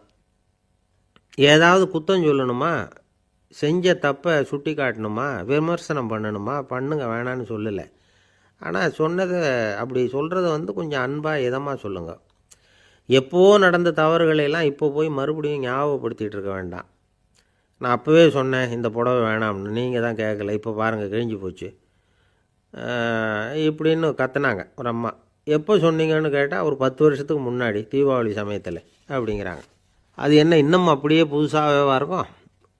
உங்களுக்கு அவர் தான் பெருசு, அவருக்கு நீங்கள் தான் பெருசு. அதை விட இந்த உலகத்தில் வேறு எதுவும் முக்கியம் இல்லைன்னு நினைக்கணும். நீ தான் என்னுடைய உலகம்னு எத்தனை தடவை சொல்லியிருப்பீங்க? அதெல்லாம் வெறும் வசனமாக போயிடக்கூடாது. ஏதாவது ஒரு பிரச்சனையை பற்றி கடுமையாக விவாதம் பண்ணிக்கிட்டு இருக்கீங்க, அதை அப்படியே பாதியில் விட்டுட்டு படுக்கைக்கு போயிடக்கூடாது. சொச்சத்தை நாளைக்கு பேசிக்கலாம்னு. அப்படி போனால் தூக்கம் வராது. பிரச்சனையை ஒரு முடிவு பண்ணிக்கிட்டு அதுக்கப்புறமா தூங்க போகணும். ஒரு நாளில் ஒரு தடவையாவது உங்கள் ஜோடியை பாராட்டி நல்ல விதமாக கனிவாக ஒரு வார்த்தை சொல்லணும் அப்படின்னு தீர்மானம் பண்ணிங்க. ஏதாவது தப்பு பண்ணிவிட்டீங்கன்னா பரவாயில்ல, அதை ஒத்துக்கிறதுக்கும் மன்னிப்பு கேட்குறதுக்கும் தயாராக இருக்கணும். அது ஒன்றும் கேவலம் கிடையாது. வீட்டுக்குள்ளே தானே கேட்க போகிறீங்க, வெளியில் யாருக்கு தெரிய போகுதோ? எப்படியோ உங்களுக்குள்ளே ஒரு சமரசம் ஆனால் சரிதான். ஒரு தகராறுன்னு எடுத்துக்கிட்டால் குறைஞ்சபட்சம் அதுக்கு 2 பேர் தேவை. தனியாகவே உட்காந்துக்கிட்டு நான் இப்போ தகராறு பண்ணிகிட்டு இருக்கிறேன் அப்படின்னு யாரும் சொல்ல முடியாது. 2 பேர் தகராறு பண்ணுறாங்கன்னா பொதுவாக அந்த 2 பேரில் யார் அதிகமாக பேசுகிறாங்களோ அவங்க பேரில் தான் தப்பு இருக்கும். அதை மனசில் வச்சுக்கணும். இதெல்லாம் தான் அந்த புத்தகத்தில் போட்டிருக்கிற வழிமுறைகள். இவ்வளவும் சரியாக வரலைன்னா அப்புறமா சொல்லுங்கள், வேறு புத்தகம் ஏதாவது இருக்கான்னு தேடுவோம். ஒரு கணவன் தன்னுடைய மனைவியை அழைச்சிட்டு ஒரு மனோதத்துவ டாக்டர்கிட்ட வந்தாராம். டாக்டர், எங்களுக்கு கல்யாணம் ஆகி 30 வருஷ காலமாக நாங்கள் ஒரு விஷயத்தில் கூட ஒத்து போனதில்லை அப்படின்னு ஆரம்பித்தார். உடனே அந்த அம்மா குறுக்கிட்டு, அது 30 வருஷம் இல்லை 32 வருஷம் அப்படின்னாங்களாம். ஒரு சின்ன பையன் வந்தான். அவனை பார்த்து ஒரு கேள்வி கேட்டோம். ஏன்ப்பா உங்கள் வீட்டில் அம்மா புத்திசாலியா அப்பா புத்திசாலியா அப்படின்னு. அவன் அலட்சியமாக நம்மளை பார்த்து சிரிக்கிறான். என்ன சார் இது, இந்த காலத்தில் இது கூட தெரியாமல் இருக்கிறீங்களே அப்படிங்கிறான். ஒரு சின்ன பையன் நம்மளை பார்த்து இப்படி கேட்டுவிட்டானே அப்படின்னு நினைக்கிறப்போ நமக்கு ஒரு மாதிரி ஆகிடும். அதுக்கப்புறம்தான் இந்த தாத்தா பாட்டிலாம் சொல்கிற ஒரு கதை ஞாபகத்துக்கு வந்தது. அது என்ன கதை தெரியுமா? ஒரு ஊரில் ஒரு அம்மாவும் பிள்ளையும் இருந்தாங்களாம். அந்த மகனுக்கு திடீர்னு தேசாந்திரம் போய் வரணும்னு ஆசை வந்துட்டுது. ஊராக போய் சுற்றி பார்க்கணுங்கிற ஆசை. அந்த அம்மாவுக்கு இது பிடிக்கல. மகனை பிரிஞ்சு இருக்கிறதுக்கு அவங்க மனசு இடம் கொடுக்கல. வேணாப்பான்னு சொல்லி பார்த்தாங்க, அவன் கேட்கல. திடீர்னு புறப்படவும் செஞ்சுட்டான். சரி, இனிமேல் அவனை தடுக்க முடியாதுன்னு முடிவு பண்ணிக்கிட்டாங்க அந்த அம்மா. இருந்தாலும் புத்திசாலித்தனமாக ஒரு யோசனை பண்ணாங்க. மகனை கிட்டத்தில் கூப்பிட்டாங்க. அவங்ககிட்ட சொன்னாங்க, இதை பாருப்பா, நீ தேசாந்திரம் போகிறதுன்னு தீர்மானம் பண்ணிவிட்ட, அதை நான் தடுக்கலை, போயிட்டு வந்துடும். ஆனால் போகிறதுக்கு முன்னாடி எனக்கு ஒரு வாக்குறுதி கொடுத்துட்டு போ அப்படின்னாங்க. போகிறப்போ ராத்திரியாக இருந்தாலும் பகலாக இருந்தாலும் சரி, புளிய மரத்து நிழலில் தான் தங்கணும். திரும்பி வர்றப்போ இரவும் பகலும் நீ வேப்ப மரத்து நிழல்லே தங்கணும் அப்படின்னாங்க. சரி, அப்படியே செய்கிறேன்னு சொல்லி வாக்குறுதி கொடுத்தான் பையன். புறப்பட்டு போனான். போகிற வழியில் புளிய மரத்து நிழல்லையே தங்கினான், தூங்கினான். அப்படி போய்கிட்டே இருந்தான். 7வது நாள் அவன் உடம்பு சுகமில்லாமல் போயிட்டுது. ரொம்பவும் பலவீனமாயிட்டான். இனிமேல் நடக்க முடியாதுங்கிற நிலைமை வந்துட்டுது. யோசித்து பார்த்தான். சரி, இதுக்கு மேலே போக வேண்டாம் அப்படின்னு முடிவு பண்ணிவிட்டு திரும்பி வர ஆரம்பிச்சிட்டான். திரும்பி வர்றப்போ வழியில் வேப்ப மரத்து நிழலையே தங்கி தங்கி வந்தான். நாளுக்கு நாள் உடம்பு சரியாக வந்துட்டுது. 7வது நாள் வீட்டுக்கு சேர்றான். உடம்பு பழையபடியே கலகலப்பாயிட்டுது. பூரண சுகம். தேசாந்திரம் போன பையன் திரும்பி வந்துட்டானே அப்படின்னு அந்த அம்மா ஆச்சரியப்படலை. ஏன்னா அவங்களுக்கு தெரியும் இப்படி ஆகும்னு. பையன் சீக்கிரமாக திரும்பி வரணுங்கிறதுக்காகத்தான் அவங்க அந்த யோசனையை சொன்னாங்க. என்ன விஷயங்கிறதையும் அவங்களே சொன்னாங்க. மகனே, புளிய மரத்து நிழல் உடம்புக்கு உஷ்ணத்தை கொடுக்கும், சீக்கை உண்டாக்கும். அதனால் நீ தொடர்ந்து புளிய மரத்து நிழலில் தங்கினாவே நோய்க்கு ஆளாயிட்ட. அதனால் பயணத்தை முடிச்சுக்கிட்டு திரும்பி வரணுங்கிற முடிவுக்கு வந்துட்ட. திரும்பி வர்றப்போ நீ தங்கினது வேப்ப மரத்து நிழல். அது உடம்புக்கு குளிர்ச்சியை தரக்கூடியது, நோயை தீர்க்கக்கூடியது. அதனால் சுகமாக வீட்டுக்கு சேர்ந்துட்ட. உன்னோட தேசாந்திர பயணத்தை தடுக்கிறதுக்காக தான் இப்படி பண்ணினேன் அப்படின்னாங்களாம் அந்த அம்மா. பார்த்தீங்களா அம்மாவோட புத்திசாலித்தனத்தை? அப்பாவாக இருந்தால் இப்படியா பண்ணுவார்? ஒரு அப்பா பையன்கிட்ட 10 ரூபா கொடுத்து இதை எடுத்துக்கிட்டு அடுத்த ஊருக்கு போய் அங்கே இருக்கிற மாமா கிட்ட இதை கொடுத்துட்டு வாடா, வழியில் எங்கேயாவது மரத்தடியில் படுத்து தூங்கி விடாதே அப்படின்னு எச்சரிக்கை பண்ணி அனுப்புனாராம். பையனுக்கு எச்சரிக்கையாக வாழறது எப்படிங்கிறத கற்றுக் கொடுக்கறதுக்காக இப்படி பண்ணார். அவன் பணத்தை வாங்கிக்கிட்டு போனான். அப்பா சொன்னதை மறந்துட்டு ஒரு மரத்தடியில் படுத்து தூங்கிட்டான்.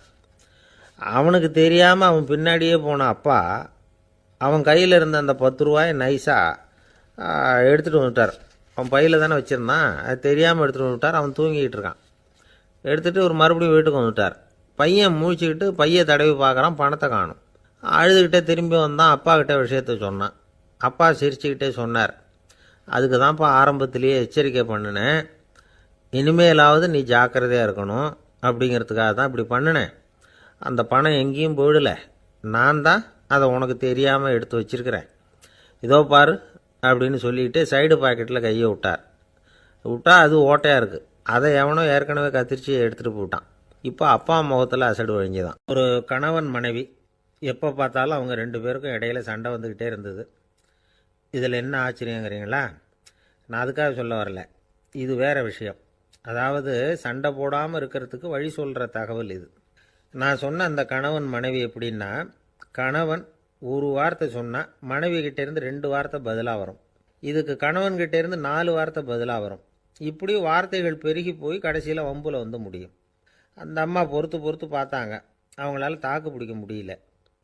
பக்கத்து வீட்லேயும் ஒரு கணவன் மனைவி இருந்தாங்க. அவங்களுக்குள்ளே சண்டை வர்றதில்லை.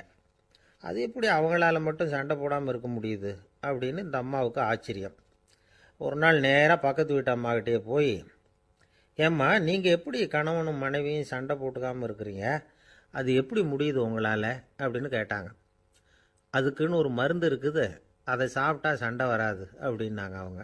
சரிங்க, அந்த மருந்தை அவர் சாப்பிட மாட்டேன்னு சொல்லிட்டா என்ன பண்ணுறது அப்படின்னு கேட்டிருக்கிறாங்க இவங்க. அந்த மருந்து அவருக்கு இல்லைம்மா, உனக்கு தான் அப்படின்னாங்களாம் அவங்க. அப்படியா? அப்படின்னா கொடுங்க, ரொம்ப நல்லதாக போச்சு. அதை எப்படி சாப்பிட்றதுங்கிற விவரத்தையும் சொல்லுங்கள், எங்கே அது கிடைக்குங்கிறதையும் சொல்லுங்கள், வாங்கிக்கிறேன் அப்படின்னு கேட்டாங்களாம் இவங்க. வேறு எங்கேயும் போய் வாங்க வேண்டாம், என்கிட்டே இருக்க அந்த மருந்து, அதில் கொஞ்சம் தர்றேன், வாங்கி வச்சுக்க. உன் வீட்டுக்காரர் உன்னோட சண்டையை ஆரம்பிக்கிறப்போலாம் நீ இந்த மருந்தில் 1 ounce வாயில் ஊற்றிக்கணும். அதை உடனே குடிச்சிடக்கூடாது. ஒரு 5 நிமிஷமாவது அது வாயில் இருக்கணும், அதுக்கப்புறம் குடிச்சிடலாம் அப்படின்னு சொல்லி ஒரு பாட்டில் மருந்தை இந்த அம்மாக்கிட்ட கொடுத்து அனுப்புனாங்களாம். மருந்தை எடுத்துக்கிட்டு இந்த அம்மா வீட்டுக்கு வந்திருக்கிறாங்க. வீடு பூட்டி இருந்ததுனால கணவன் வாசல்லையே காத்துக்கிட்டு இருக்கிறான். மனைவியை கண்டதும் சண்டை போட ஆரம்பிச்சிட்டான். வீட்டை பூட்டி விட்டு எங்கே போய் தொலைஞ்ச, எவ்வளோ நேரமாக ஒரு மனுஷன் வாசல்லையே காத்துட்டு கிடக்கிறது அப்படி இப்படின்னு கத்த ஆரம்பிச்சிட்டான். மனைவி இதுக்கு பதிலே சொல்லலை. அந்த அம்மா பேசாமல் வீட்டை திறந்தாங்க. சமையல் அறைக்குள்ளே போனாங்க. 1 ounce மருந்தை வாயில் ஊற்றிக்கிட்டாங்க. அன்னைக்கு சண்டை மேற்கொண்டு வளரவே இல்லை, நின்றுட்டுது. மருந்து பரவாயில்லை. அதுக்கப்புறம் பல சந்தர்ப்பங்களில் சண்டை வரும் போல் இருக்கிறப்போலாம் இந்த மருந்து அதை நிறுத்தியிருக்கு. பிரமாதமான மருந்தாக இருக்குது இதை கொஞ்சம் அதிகமாகவே வாங்கி வீட்டில் வச்சுக்க வேண்டியது தான் அப்படின்னு முடிவு பண்ணிவிட்டு இந்த அம்மா மறுபடியும் பக்கத்து வீட்டு அம்மாக்கிட்ட போனாங்க. எவ்வளவு விலையானாலும் சரி, நான் காசு கொடுத்து வாங்கி வச்சுக்கிறேன், எந்த கடையில் இருக்குது இந்த மருந்து சொல்லுங்க அப்படின்னு கேட்டாங்க. இந்த மருந்துக்கு விலையே கிடையாதுங்க, இலவசமாகவே கிடைக்கும்னாங்களாம் அவங்க. அது எப்படி விலை இல்லாமல் இதை விற்க முடியுது அப்படின்னு கேட்டாங்களாம் இவங்க. அது மருந்தாக இருந்தால் தானே விலை வைக்கிறதுக்கு, அது வெறும் தண்ணி தானே அப்படின்னாங்களாம். வெறும் தண்ணியாக சண்டையை நிறுத்துது அப்படின்ட்டு இருக்காங்க இவங்க. அது சண்டையை நிறுத்தலை, உன்னோட மௌனம் தான் சண்டையை நிறுத்துது. நீ வாயில் தண்ணியை வச்சுக்கிறதுனால எதிர்த்து பேசுறதில்ல, அதனால் உன்னுடைய கணவர் கோபம் வந்து சாந்தமாயிடுது அப்படின்னாங்களாம் அவங்க. இந்த கதையிலேருந்து சண்டையை நிறுத்துகிற மருந்து எதுன்னு தெரிஞ்சுக்கிட்டோம் இல்லையா. ஒருத்தர் என்ன பண்ணார், பாட்டிலில் வந்து தண்ணியை ஊற்றி வச்சுக்கிட்டு அவர்கிட்ட வர்றவங்களுக்கெல்லாம் இதை சிபாரிசு பண்ணலாம்னு நினச்சிக்கிட்டு உட்காந்துருந்தார். ஒரு அம்மா வந்தாங்க. இதை கேட்டுவிட்டு இதையே ஒரு மருந்து மாதிரி கொடுக்கலாம்ங்கிறது அவர் முடிவு. அதனால் பாட்டிலில் தண்ணியை அடைச்சி வச்சுக்கிட்டு அதில் கலருக்காக என்னத்தையோ ஒரு ஜீரகம் அது மாதிரி எதையாவது கலந்து வச்சுக்கிட்டு ஒரு மருந்து மாதிரி ஒரு பாவனையில் வச்சுக்கிட்டு உட்காந்துருக்கார். யாராவது வீட்டில் சண்டைன்னா என்கிட்ட வாங்க மருந்து தரேன்னு.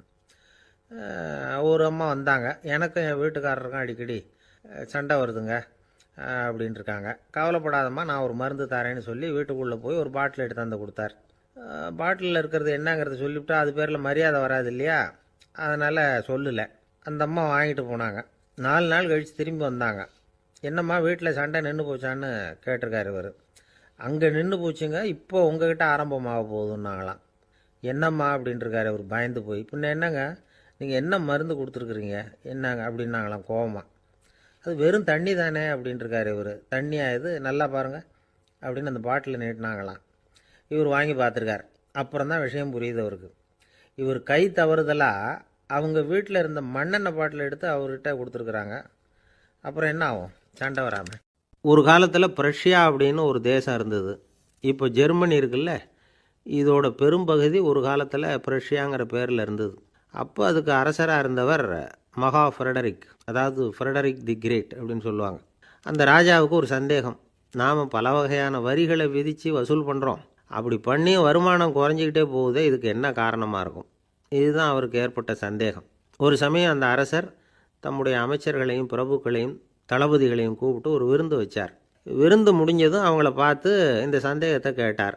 வரிகள் அதிகமாக விதித்து வருமானம் குறையறதுக்கு என்ன காரணம் அப்படின்னு கேட்டார். பல பேருக்கு இதுக்கு சரியாக பதில் சொல்ல தெரியல. அனுபவசாலியான ஒரு தளபதி எழுந்திரிச்சார். அரசே, அது எப்படிங்கிறத இப்போ உங்களுக்கு காட்டுறேன்னார். உடனே ஒரு பெரிய பனிக்கட்டி ஒன்றை தன்னுடைய கையில் எடுத்தார். அதை அப்படியும் எப்படியும் திருப்பி பார்த்தார். அப்புறம் அடுத்தவர்கிட்ட கொடுத்தார். அவர் அதை அப்படியும் இப்படியும் திருப்பி பார்த்துட்டு அடுத்தபடியாக இருந்தவர்கிட்ட கொடுத்தார். இப்படியே இதை ஒவ்வொருத்தராக பார்த்துட்டு ஒவ்வொரு கையாக மாறி கடைசியில் மன்னர் கைக்கு போய் சேர்ந்தது. மன்னர் கைக்கு அந்த பனிக்கட்டி போய் சேர்ந்தப்போ அது கொஞ்சம் கொஞ்சமாக உருகி ஒரு பட்டாணி கடலை சைஸுக்கு ஆகிட்டுது. மன்னர் யோசனை பண்ணார், வரி அதிகமாக போட்டாலும் வந்து சேர்றது குறைவாக இருக்கிறதுக்கு என்ன காரணம் அப்படிங்கிறது அவருக்கு புரிஞ்சு போச்சு. காலம்தான் மாறிட்டு இருக்கே தவிர இந்த கையூட்டு வாங்குகிற பழக்கம் மாறினதாக தெரியல. இன்னொரு ராஜா இருந்தார். அவர் தன்னுடைய ராஜாங்கத்தில் லஞ்ச ஊழலே சுத்தமாக இருக்கக்கூடாது அப்படின்னு நினச்சார். அவர்கிட்ட பல்வேறு துறைகளுக்கும் பொறுப்பாக இருந்த பல பேரும் ரொம்ப சுத்தமாகவும் நேர்மையாகவும் இருந்தாங்க. ஒரே ஒருத்தர் மட்டும் எல்லார்கிட்டையும் லஞ்சம் வாங்கிட்டே இருந்தார். அவரை வேறு வேறு துறைகளுக்கு மாற்றி பார்த்தாரு. அந்த ராஜா என்னென்னமோ பண்ணி பார்க்குறாரு. எந்த வேலையை கொடுத்தாலும் அதுலேயும் லஞ்சம் வாங்கிறதுக்கு ஒரு வழியை உண்டு பண்ணிக்குவார் அந்த ஆள். ராஜாவுக்கு இது ஒரு பெரிய தலைவலியாக போட்டுது. இவர் என்ன பண்ணுறது, இவருக்கு என்ன வேலையை கொடுக்கறது, கொஞ்சம் கூட லஞ்சம் வாங்கிறதுக்கு சான்ஸே இல்லாத ஒரு வேலையை கொடுக்கணும் அப்படின்னு திட்டம் போட்டார். ஒரு நாள் அவருக்கு அந்த உத்தரவும் போட்டுட்டார். அதாவது அவருக்கு என்ன வேலைன்னா, கடற்கரையில் தான் அவருக்கு ஆஃபீஸ். அங்கேயே இருந்துக்க வேண்டியது. தினமும் எத்தனை கடல் அலை கரையில் வந்து மோதுது அப்படிங்கிறத கணக்கு எடுத்து ராஜாவுக்கு தெரிவிக்க வேண்டியது. இதுதான் அவருக்கு வேலை. பேசாமல் அலையை எண்ணிட்டு உட்காந்துருக்கட்டும், அப்போவாவது அவர் லஞ்சம் வாங்குகிற சந்தர்ப்பம் இல்லாமல் போயிடும் அவருக்கு அப்படின்னு நினச்சார் ராஜா. இந்த ஆள் கடற்கரைக்கு போய் டியூட்டியில் ஜாயின் பண்ணிக்கிட்டார். ஒரே மாதத்தில் அங்கே சொந்தமாக ஒரு பிரம்மாண்டமான மாளிகை கட்டிவிட்டார். ராஜாவுக்கு இது பெரிய ஆச்சரியமாக போச்சு. அலையை என்ற வேலையில் அந்த ஆள் எப்படி பணம் சம்பாதிச்சார் அப்படின்னு விசாரித்து பார்த்தார் அக்கம் பக்கத்தில். அந்த ஆள் என்ன பண்ணியிருக்கிறாருன்னா, கடற்கரையில் போய் பொறுப்பை ஏற்றுக்கிட்ட உடனே அங்கே இருந்த மீனவர்கள்கிட்ட எல்லாம் இந்த கரையில் வந்து ஒரு நாளில் வந்து மோதுகிற அலைகள் எத்தனை அப்படின்னு கேட்டிருக்காரு. அது எப்படிங்க தெரியும்னு இருக்காங்க அவங்க.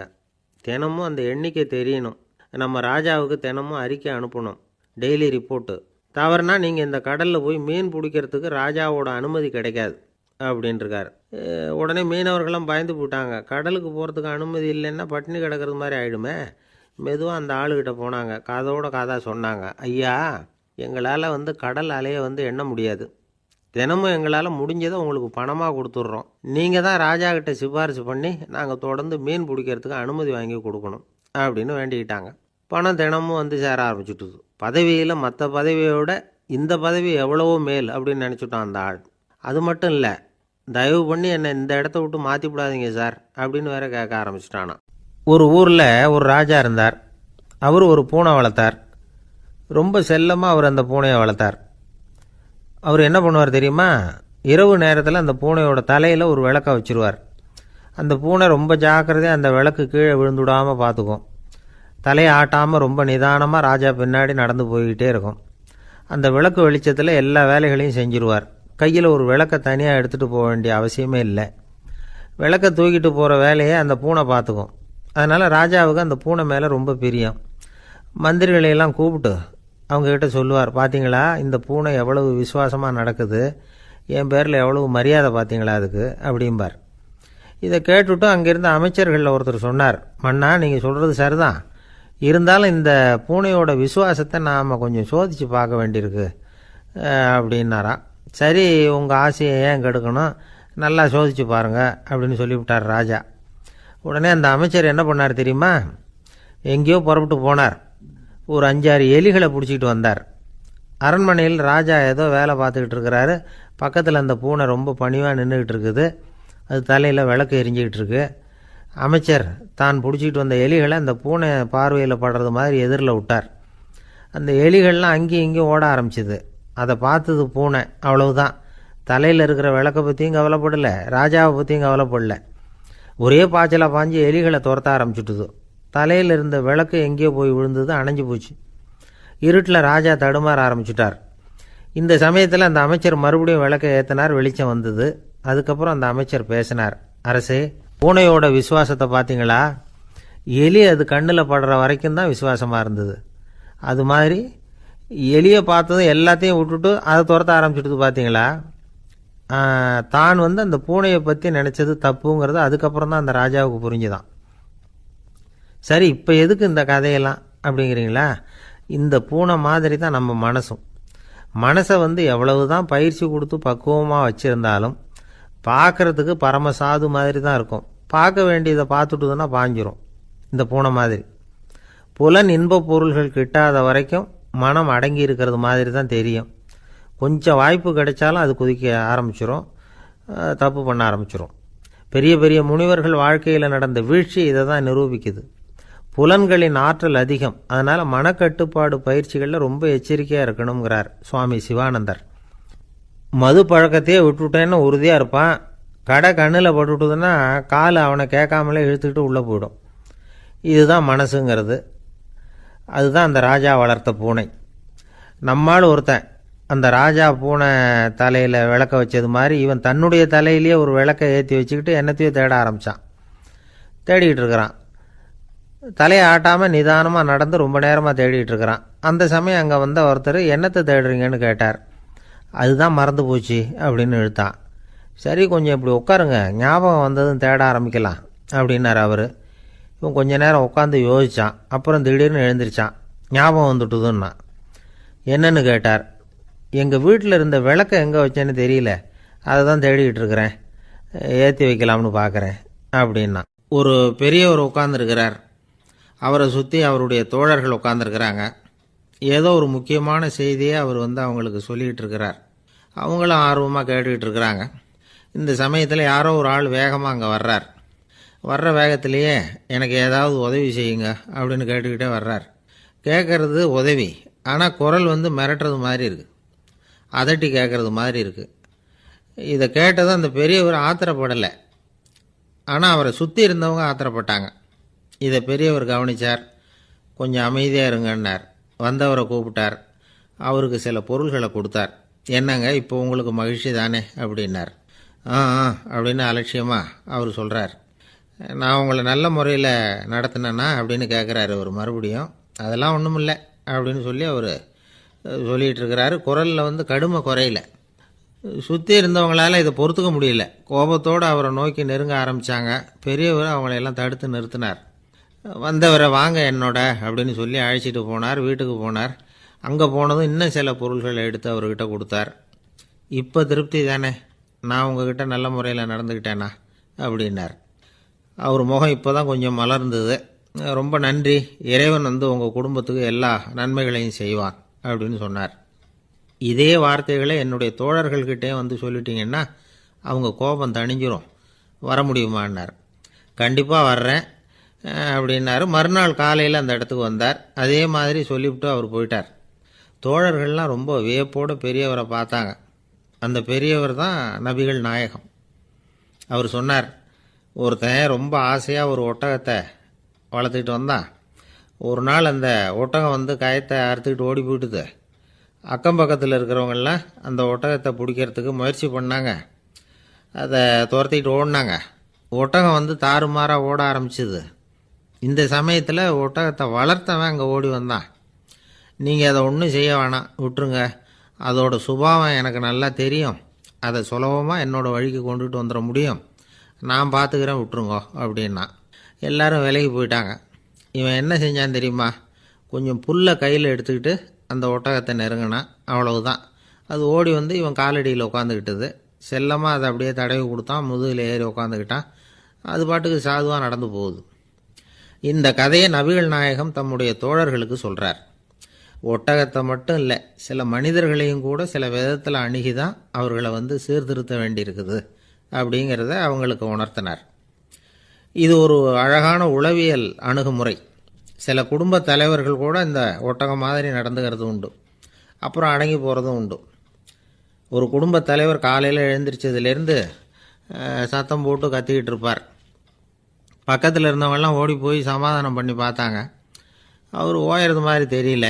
கடைசியில் அவர் மனைவி வந்தாங்க. நீங்கள் எல்லாம் விலகி போயிடுங்க, அவர் சுபாவம் எனக்கு தெரியும், நான் பார்த்துக்கிறேன் அப்படின்னாங்க. சரின்னு எல்லோரும் போயிட்டாங்க. சாயந்தரமாக பார்க்குறாங்க, அவர் சத்தம் இல்லாமல் ஒரு மூலையில் உட்காந்துருக்கிறார். ரொம்ப சாதுவா. ஆச்சரியமாக இருந்தது. என்னம்மா பண்ணீங்கன்னு கேட்டாங்க. அது ஒன்றும் இல்லைங்க, ஒரு வேளை சாப்பாட்டை நிறுத்தினேன், பட்னி போட்டேன், அவ்வளவுதான் அப்படின்னாங்க அந்த அம்மா. ஒரு ஜென் துறவி, அவருக்கு ரொம்ப வயசாகிட்டுது. கடைசி காலம். நண்பர்களெல்லாம் கூப்பிட்டார். நண்பர்களே, நான் வித்தியாசமான முறையில் சாகணும்னு ஆசைப்படுறேன், அதுக்கு ஏதாவது யோசனை சொல்லுங்களேன் அப்படின்னு கேட்டாராம்.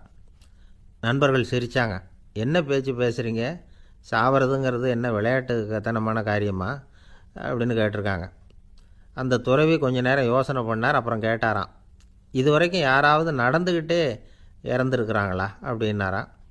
எல்லாரும் இல்லைன்னாங்களாம். ஒருத்தர் மட்டும் சொல்லியிருக்கார். அப்படியும் ஒருத்தர் இறந்துருக்கிறதாக ஒரு கதையில் படிச்சிருக்கிறேன். ஒரு ஞானியால் தான் அப்படியெல்லாம் செய்ய முடியும் அப்படின்னு அவர் சொன்னாராம். சரி, அப்படின்னா அந்த முறை நமக்கு வேணாம். நின்றுக்கிட்டே யாராவது உயிரை விட்டுருக்காங்களா அப்படின்னு விசாரித்தாராம். அப்படியும் ஒருத்தர் இறந்துருக்கிறார் அப்படின்னாங்களாம். மறுபடியும் அந்த துறவி யோசனை பண்ணியிருக்கிறார். ஏதாவது வித்தியாசமான முறையில் நாம் போகணும் அப்படிங்கிறது அவருடைய விருப்பம். மனிதன் எப்படி வாழ்கிறானோ அப்படி இறப்பது தான் நல்லது. சரி, யாராவது தலைகீழாக யோகம் செய்யும் நிலையில் இறந்துருக்கிறாங்களா அப்படின்னு விசாரித்தாராம். நண்பர்கள் சிரித்தாங்க. தலைகீழாக நின்னபடி இறந்ததாக நாங்கள் கேள்விப்பட்டதே இல்லை, அது முடியாத காரியம் அப்படின்ட்டுருக்காங்க. இப்போ அந்த துறவிக்கு திடீர்னு உற்சாகம் வந்துட்டுது. உடனே எழுந்திரிச்சார், தலைகீழாக நின்னார், அப்படியே உயிரை விட்டுட்டார். அவ்வளோதான். அந்த மடாலயத்தில் ஒரே குழப்பம். எப்படி அவரை கீழே இறக்கி படுக்க வைக்கிறது அப்படின்னு புரியல. இப்படி உயிர் விடுறதை பற்றி அவங்க இதுவரைக்கும் கேள்விப்பட்டதும் இல்லை. உண்மையிலேயே இவர் இறந்து தான் போனாராங்கிறதும் தெரியல. சோதித்து பார்த்தாங்க. இதய துடிப்பு, நாடி துடிப்பு எல்லாம் நின்று போயிருந்தது. இவர் எப்பவும் இப்படி தான், என்ன பண்ணுறது இப்போது அப்படின்னு சொல்லி எல்லாரும் குழம்பிக்கிட்டு இருக்கிற சமயத்தில் ஒரு பெரிய ஒரு யோசனை சொன்னார். இந்த துறவியோட மூத்த சகோதரி பக்கத்து மடாலயத்தில் இருக்கிறாங்க, அவங்கள இங்கே அழைச்சிட்டு வந்தால் ஏதாவது வழி கிடைக்கும் அப்படின்னார். அந்த அம்மாவுக்கு 90 வயசு. அழைச்சிட்டு வந்தாங்க. ஒரு குச்சியை ஊன்றிக்கிட்டு அப்படியே மெதுவாக நடந்து வந்தாங்க. தம்பி, தலைகீழாக நின்று உயிர் விட்டு இறக்கிறத பார்த்தாங்க. தம்பின்னு கூப்பிட்டு பார்த்தாங்க, ஒன்றும் காணோம். உடனே என்ன பண்ணாங்க, தன்னுடைய கைத்தடியால் தம்பியோட உடலை ஒரு தட்டு தட்டினாங்க. ஏன்பா சாகிறப்பவும் உன்னுடைய குறும்புத்தனத்தை விடலையா? இப்படியாடா சாகிறது? ஒழுங்காக செத்து தொலை அப்படின்னாங்களாம். அவ்வளவுதான். உடனே அந்த துறவி திரும்பி நேராக நின்னார். அக்கா கோவப்படாத, நான் ஒழுங்காக சாகிறேன், எப்படி செத்தா என்ன, எல்லாம் எனக்கு ஒன்று தான் அப்படின்னு சொல்லிவிட்டு அப்படியே தரையில் படுத்து உயிரை விட்டாராம். அதுக்கப்புறம் அந்த அம்மா கோலை கையில் எடுத்துக்கிட்டு அப்படியே திரும்பி கூட பார்க்காம அவங்க பாட்டுக்கு போயிட்டாங்களாம். மரணத்தை ஒரு விளையாட்டாக ஆக்கிய அந்த துறவிக்கு வாழ்க்கையே ஒரு விளையாட்டாக தான் இருந்திருக்குது. எந்த நோக்கமும் இல்லாமல் செயல்படுறதுன்னா என்னங்கிறதும் அவருக்கு தெரிஞ்சிருக்குது. பயனை எதிர்பார்க்காம பணி செய்து வாழ்ந்து மறைந்த மகான் அவர். தம்முடைய தொழிலை விளையாட்டு போல செய்ய தெரிஞ்சவருக்கு வாழ்க்கையே ஒரு விளையாட்டாக மாறிடும். எல்லாமே விளையாட்டாகி விடுகிற போது மரணமும் விளையாட்டாகிவிடும் அப்படிங்கிறது தான் அந்த தத்துவம். ஆனால் அதுக்கு முன்னாடி உங்களுக்குள்ளே இருக்கிற உண்மையான நடிகனை நீங்கள் அடையாளம் கண்டுபிடிக்கணும். நீங்கள் நடிக்க வேண்டியதே இல்லை, நீங்கள் ஏற்கனவே நடிச்சுக்கிட்டு தான் இருக்கிறீங்க. நீங்கள் இந்த உண்மையை தெரிஞ்சுக்கணும், அவ்வளவுதான். இதுதான் ஞானிகளுடைய கருத்து. நீங்கள் தெருவில் நடந்து போயிட்டுருக்கிறீங்க, எதிரில் வர்றவர் உங்களை பார்த்து எப்படி இருக்கிறீங்கன்னு கேட்குறார். நல்லா இருக்கிறேங்கிறீங்க. உண்மையிலேயே நாம் நல்லா இருக்க மாட்டோம், ஏதாவது உடம்புல கோளாறு இருக்கும். ஆனால் அப்படி சொல்லுவோம் நல்லா இருக்கிறேன் அப்படின்னு. அது நடிப்பு தானே. உங்களை சந்தித்ததில் ரொம்ப மகிழ்ச்சி அப்படின்னு சொல்கிறோம். உடனே கொஞ்சம் நிதானமாக யோசித்து பாருங்கள், உண்மையிலேயே உங்கள் மனசு மகிழ்ச்சி அடைஞ்சுட்டுதா? அது நடிப்பு தானே. வாழ்க்கையை சரியாக புரிஞ்சுக்கிட்டால் எல்லாமே நடிப்புங்கிறது புரியும். கல்யாண பத்திரிக்கை அனுப்பியிருந்தேனே, ஏன்டா வரலன்னு கேட்டான் ஒருத்தன். வந்திருந்தேனே அப்படின்னானா இவன். டேய், ஏன்டா போய் சொல்கிற, நான் பத்திரிக்கையே உனக்கு அனுப்பலையே அப்படின்ட்டுருக்கான் அவன். அதுக்கு இவன் சொன்னானா, பத்திரிக்கை அனுப்புனேன்னு நீ போய் சொல்கிறப்போ கல்யாணத்துக்கு வந்தேன்னு நான் போய் சொல்லக்கூடாதா அப்படின்னானா. ஒரு நண்பர் அவசரமாக என்கிட்ட ஓடி வந்தார். அப்புறம் சொன்னார், என்னால் நம்பவே முடியல சார், என் பையனா இப்படி அப்படின்னு சொல்லி ஆச்சரியப்பட்டார். உங்கள் பையன் அப்படி என்ன தான் செஞ்சுட்டான் அப்படின்னு கேட்டேன். என்னால் முடியாத ஒரு காரியத்தை அவன் செஞ்சுட்டான் சார் அப்படின்னார். அது என்னன்னு தான் சொல்லுங்களேன். என்ன, 5வது வகுப்பில் அவன் ஒரே தடவையில் தேறிட்டான் சார், அதாவது ஒரே அட்டம்ப்டில் பாஸ் ஆகிருக்கான் அப்படின்னார் மூச்சு வாங்க. கஷ்டப்பட்டு பரீட்சை எழுதுனது அவன், இவருக்கு ஏன் மூச்சு வாங்குது? நம்மால் செய்ய முடியாத ஒரு காரியத்தை இன்னொருத்தர் செய்யும் பொழுது அது நமக்கு ஆச்சரியமாக இருக்குது. சர்க்கஸ் பார்க்குறோம், ஒருத்தர் அந்த இடத்துல தொங்குறார், அது நமக்கு ஆச்சரியம். ஏன்னா அது நம்மால் முடியாத காரியம். நம்மால் முடியாத ஒன்றை அடுத்தவர் எளிதாக செய்யும் பொழுது நாம் மருள்வது இயற்கை. இதை தான் தொல்காப்பியம் மருட்கை அப்படின்னு சொல்லுது. இந்த வியப்பு இருக்குதே, இது 4 வகையில் ஏற்படுறதாக தொல்காப்பியம் சொல்லுது. அது என்ன 4 வகை? முதல் வகை எப்படின்னா, புதுமையான அரிய செயல்களை செய்கிறது. 2வது வகை என்னென்னா பெரும் செயல்களை செய்கிறது. 3வது வகை என்னென்னா மிக நுட்பமான செயல்களை செய்கிறது. 4வது வகை என்னென்னா ஆக்கம் தரும் செயல்களை செய்கிறது. புதுமை, பெருமை, சிறுமை, ஆக்கமோடு மதினம் சாலா மருட்கை 4 அப்படிங்கிறது தொல்காப்பியம். இன்றைக்கி விஞ்ஞானம் புதுசு புதுசாக எதையோ கண்டுபிடிக்குது. ஆரம்பத்தில் அது ஆச்சரியமாக இருக்குது, அப்புறம் அது நமக்கு பழகி போடுது. வானொலி பெட்டி புதுசாக வந்தப்போ ஒரு பெட்டி பேசுதுங்கிறது எவ்வளோ பெரிய ஆச்சரியம். இப்போ யாரும் அதை ஆச்சரியமாக பார்க்குறதில்ல. மதினம் சாலா மருட்கை அப்படின்னு ஒரு சொற்றொடர் வருது பாருங்க, அதில் கருத்தாழம் உண்டு. எதை பற்றியும் போதுமான அளவு புரிந்து கொள்ளாத போது ஒருத்தர் ஆச்சரியப்படுறார். புரிந்து கொண்ட பிறகு ஆச்சரியம் மறைஞ்சு போடுது. மிக நுட்பமான செயல்களும் நம்ம ஆச்சரியப்பட வைக்கும். ஒரு அரிசியில் ஒரு திருக்குறள் எழுதி காட்டுறாங்க, ஒரு முட்டை ஓட்டுக்குள்ளே ஓவியம் தீட்டி காட்டுறாங்க. கருங்கல் சிற்பங்களில் எவ்வளவு நுட்பமான வேலைப்பாடுகளை எல்லாம் பார்த்து ஆச்சரியப்படுறோம். இது மாதிரி ஆக்கப்பூர்வமான அரிய செயல்களை செய்கிறது கூட வியப்பை உண்டு பண்ணும். குப்பை கூலங்களை கூட வாழ்க்கைக்கு பயன்படுகிற பொருளாக மாற்றுகிறவர்கள் இருக்காங்க, அவர்களுடைய செயல் வியப்பு அளிக்குது. இடைக்காட்டு சித்தர் பாடின 30 நூலில் வர்ற ஒரு பாடல், ஆற்றல் பிறர் அறிதலின் அகம் கிளர்வு உறுதலின் கற்று அறி பாணர் கழுமிய கோடலின் தோற்றம் உருகவே போற்றல் சால் வியப்பே. ஒருத்தருடைய ஆற்றல் தெரியாமல் இருந்தது, அவருடைய அரிய செயலை பார்க்கும் பொழுது வியப்பாக இருந்தது, மனசுக்குள்ள கிளர்ச்சி. பாவலர்கள் இவர்களுடைய புகழை பாடி மற்றவர்களும் தெரிந்து கொள்ளுமாறு செய்கிறார்கள் அப்படிங்கிறது தான் ஒரு யதார்த்தமான உண்மை. ஆக எல்லா வகையிலும் மக்கள் தங்களுடைய வாழ்க்கையில் முன்னேறுவதற்கான வழிகாட்டுகிற ஒரு மெய்ப்பாடு தான் வியப்புங்கிறது. இந்த காலத்தில் நம்ம எப்படியெல்லாம் ஆச்சரியப்பட வைக்கிறாங்க. ஒரு ஆளை பிடிச்சி ஜெயிலில் கொண்டு வந்தாங்க. ஜெயில் அதிகாரி அவனை ரொம்ப ஆச்சரியமாக பார்த்தாராம். இவன் கேட்டான், ஏன் சார் அப்படி பார்க்குறீங்க, நான் இப்போ இங்கே வர்றது உங்களுக்கு ஆச்சரியமாக இருக்குதா அப்படின்னு கேட்டிருக்கான். இதுக்கு ஜெயில் அதிகாரி சொல்லியிருக்கார், நீ இப்போ இங்கே வந்ததில் எனக்கு ஒன்றும் ஆச்சரியம் இல்லைப்பா, ஏற்கனவே நீ இங்கேருந்து விடுதலையாகி போய் 6 மாதம் ஆச்சு, இவ்வளவு லேட்டாக வர்றியே அதுதான் எனக்கு ஆச்சரியமாக இருக்குது அப்படின்னாராம். ஒரு குரு, இளம் சீடர்கள் எதிரில் உட்காந்துருக்கிறாங்க. குரு பாடம் நடத்திக்கிட்டு இருக்கிறார். சீடர்களுக்கு ஒரு ஆசை, அதாவது ஒரு முக்கியமான மந்திரத்தை நம்ம குருநாதர்கிட்ட இருந்து கற்றுக்கணும் அப்படிங்கிறது அவங்க ஆசை. அது என்ன மந்திரம்னா, இறந்தவரை உயிர்ப்பிக்கக்கூடிய புனித மந்திரம், அதாவது செத்தவங்களுக்கு மீண்டும் உயிர் உண்டாக்குகிற மந்திரம். குருவே, தயவு பண்ணி அந்த மந்திரத்தை எங்களுக்கு உபதேசிக்கணும் அப்படின்னு கேட்டாங்க. அது ரொம்ப ஆபத்தானது, அது என்னத்துக்கு உங்களுக்கு வேண்டாமேன்னாராம் குரு.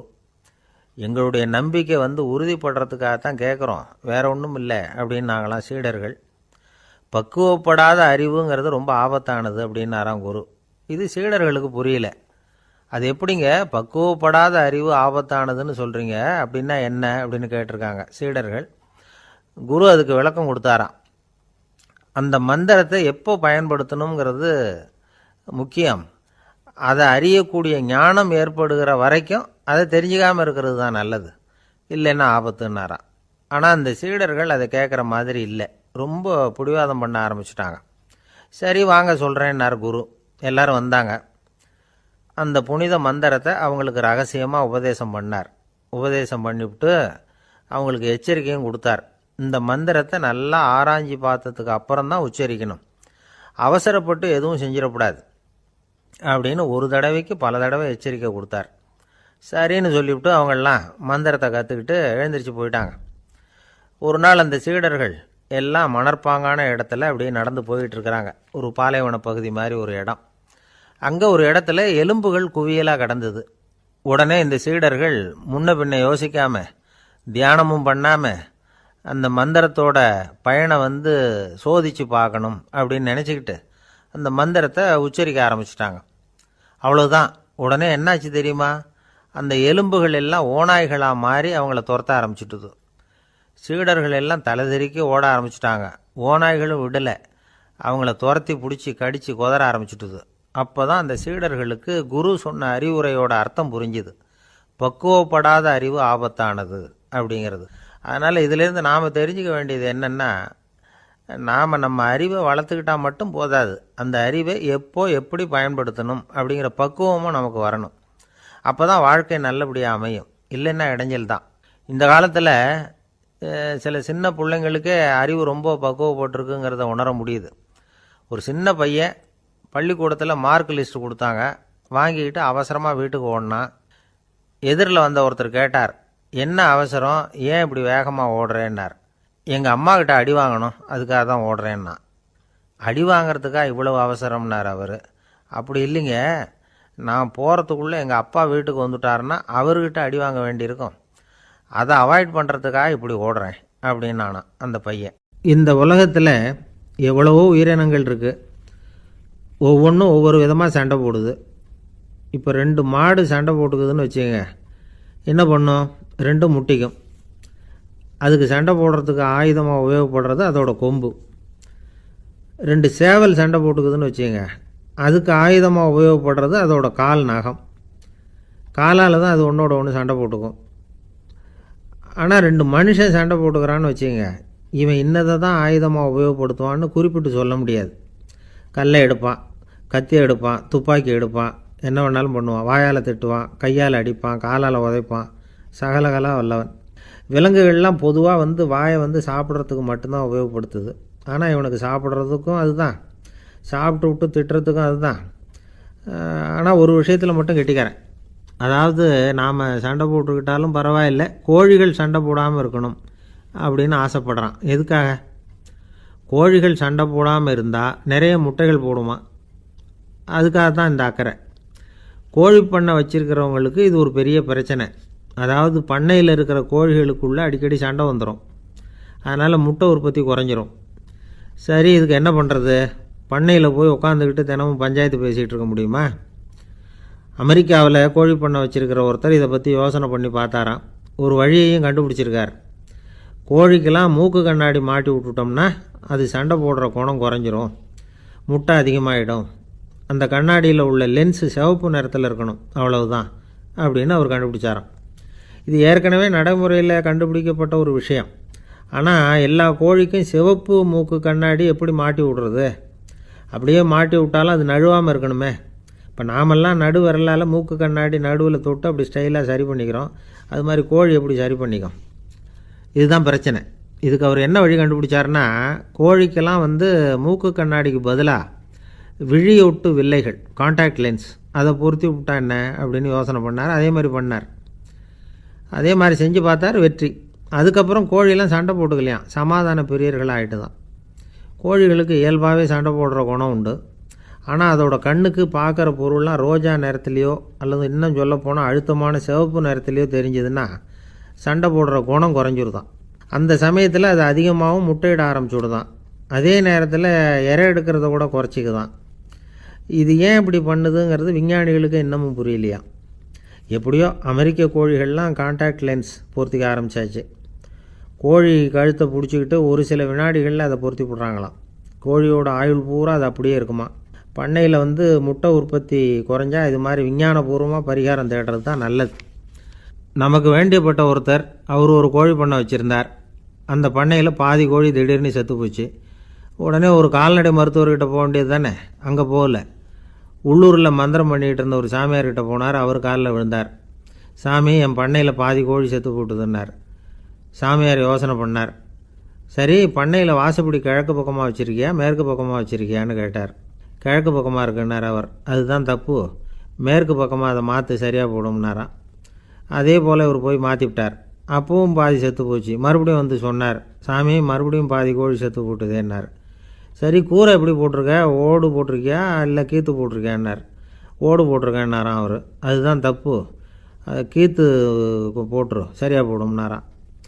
சரின்னு போய் அதையும் மாற்றி பார்த்தார். மறுபடியும் போயிட்டுது, கோழி செத்து போச்சு. வந்தார். மறுபடியும் பாதி செத்து போச்சு சாமின்னு வந்தார். இவரும் யோசனையை மாற்றி மாற்றி சொல்லிகிட்டே இருக்கிறார். இப்படி அவரும் மாற்றி மாற்றி பார்த்தார். 6வது தடவையாக அவரை தேடிட்டு வந்தார். அந்த சமயத்தில் இவர் ரொம்ப தீவிரமாக யோசனை பண்ணி பார்த்துட்டு, அது சரிப்பா, நீயும் என்கிட்ட சளைக்காமல் வந்துக்கிட்டு இருக்கிற, நானும் யோசனை சொல்லிகிட்டு இருக்கேன். இப்போவும் உங்ககிட்ட சொல்கிறதுக்கு என்கிட்ட யோசனை நிறையா இருக்குது. ஆனால் சோதிக்கிறதுக்கு உங்ககிட்ட கோழி இல்லையே, என்ன பண்ணுறது அப்படின்னாராம் இவர். சில பேரை இப்படி சொல்கிறது உண்டு. அடுத்தவங்களை அனுசரித்து நடந்துக்க தெரியல, அவன் என்ன சார் மனுஷன் அப்படிம்பாங்க. சக மனிதர்களோடு எப்படி பழகிறது அப்படின்னு தெரியாதனாலேயே பல பேர் இன்றைக்கி சங்கடப்பட்டுக்கிட்டு இருக்கிறாங்க. வசதி வாய்ப்பெல்லாம் சரியாக இருக்கும், ஆனால் வாழ்க்கை சரியாக இருக்காது. இன்னொருத்தர்கிட்ட எப்படி பேசுறது பழகிறதுங்கிறது தெரியாதனால தான் இந்த அவஸ்தை. சரி, இந்த அவஸ்தை இல்லாமல் வாழறது எப்படி? இதுக்கு அனுபவசாலிகள் சில வழிமுறைகளை சொல்கிறாங்க. அதெல்லாம் என்னென்னங்கிறத இப்போ தெரிஞ்சுக்குவோம். முதல்ல நம்ம நாக்கு நம்ம கண்ட்ரோலில் இருக்கணும். வார்த்தைகளை கொட்டிவிட்டு அதுக்கப்புறம் அள்ள முடியாமல் கடந்து கஷ்டப்படக்கூடாது. எப்படி பேசுகிறோங்கிறதும் முக்கியம். பேசுகிறப்ப எப்படி முகத்தை வச்சுருக்கிறோங்கிறதும் முக்கியம். அன்பாக பேசினாலும் நல்லாயிருக்கும். அப்படி பேசுகிறப்ப ஆதரவாக அவர் தோள் மேலே ஒரு கையை போட்டுக்கிட்டு பேசினா இன்னமும் நல்லாயிருக்கும். 2வது விஷயம், இன்னொருத்தர்கிட்ட பேசுகிறப்போ வாக்குறுதிகளை அள்ளி வீசக்கூடாது. கொடுக்குற வாக்குறுதி குறைச்சலாக இருக்கணும். அப்படி கொடுத்த வாக்குறுதியை கண்டிப்பாக நிறைவேற்றணும்.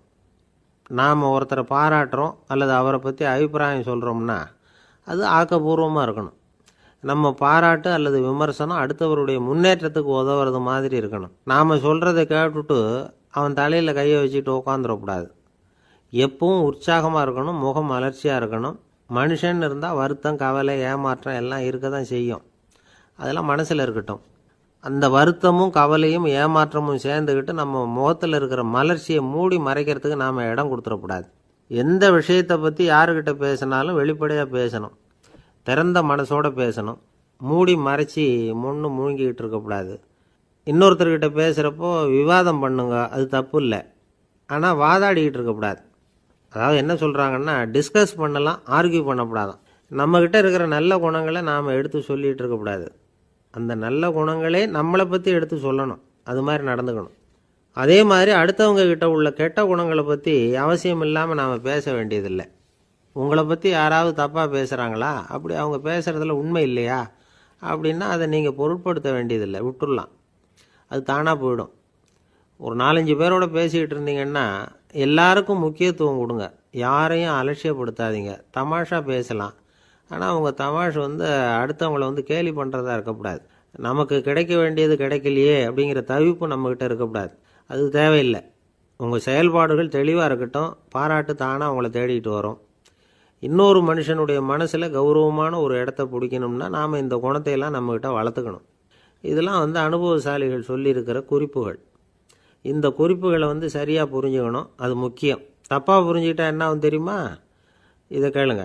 ஒருத்தர் வந்தார். சார், அடுத்தவங்க தோள் மேலே கையை போட்டுக்கிட்டு அன்பாக பேசணும்னு சொன்னீங்க. அப்படி தான் பேசினேன். அவர் முதுகை கூட தட்டி கொடுத்தேன். என் வேலை போயிட்டுது சார், வீட்டுக்கு அனுப்பிச்சிட்டாங்க அப்படின்னார். யாருக்கிட்ட அப்படி பேசுனீங்கன்னு கேட்டோம். என் முதலாளிகிட்ட சார் அப்படிங்கிறார் ரொம்ப சோகமாக. ஒரு ஆஃபீஸில் வேலை பார்க்குற ஒருத்தர் ஏதோ தப்பு பண்ணிவிட்டார். உடனே மேல் அதிகாரி அவரை கூப்பிட்டு அனுப்புனார். நீ செஞ்சது தப்புன்னார் கோபமாக. இது ஒரு ரகம். சில அதிகாரிகள் இப்படி நீங்கள் செஞ்சது தப்புன்னு சொல்கிறதில்ல, நீங்கள் செஞ்சது சரி அப்படின்னு சொல்கிறதில்ல. எப்படி சொல்லுவாங்கன்னா, நீங்கள் செஞ்சது சரியில்லைன்னு நான் நினைக்கிறேன் அப்படின்னு சொல்லுவாங்களாம். அதாவது சில பேர் நீங்கள் செஞ்சது தப்புங்கிறாங்க, அதையே மாற்றி சொல்கிறார் இவர், நீங்கள் செஞ்சது சரியில்லைன்னு நினைக்கிறேன். இது ரெண்டும் அர்த்தம் ஒன்று தான், இருந்தாலும் வார்த்தைகள் வித்தியாசம். நிர்வாக திறமை இல்லாத ஒரு அதிகாரி யூ ஆர் ராங் அப்படின்னு சொல்லுவாராம். நிர்வாக திறமை உள்ள அதிகாரியாக இருந்தால் அதையே கொஞ்சம் மாற்றி I think you are not correct அப்படிம்பாராம். இதுதான் வித்தியாசம். இருந்தாலும் வார்த்தைகளை உபயோகப்படுத்துகிற விதத்தை வச்சு தான் வேலை நல்லா நடக்கிறதும் நடக்காததும் இருக்குது. விவரம் தெரிஞ்சவங்க என்ன சொல்கிறாங்க தெரியுமா? Be a leader not a boss அப்படிங்கிறாங்க. ஒரு லீடராக பாஸாக இருக்காதே அப்படிங்கிறாங்க. சரி, அப்படின்னா லீடருக்கும் பாஸுக்கும் வித்தியாசம் உண்டா அப்படின்னு கேட்டால் இருக்குன்னு சொல்கிறாங்க. லீடருங்கிறவர் வேறு, பாஸுங்கிறவர் வேறு. ஒரு லீடர் எப்படி நடந்துக்குவார், ஒரு பாஸ் எப்படி நடந்துக்குவார், இதை முதல்ல நாம் தெரிஞ்சுக்கணும். அவங்க எப்படி நடந்துக்குவாங்க அப்படிங்கிறதுக்கு சில விவரங்கள் இருக்குது. அதை கேட்டோம்னா நாம் புரிஞ்சுக்கலாம் அதை. அதாவது பாஸுங்கிறவர் விரட்டிக்கிட்டே இருப்பார், லீடருங்கிறவர் ஊக்கப்படுத்திக்கிட்டே இருப்பார்.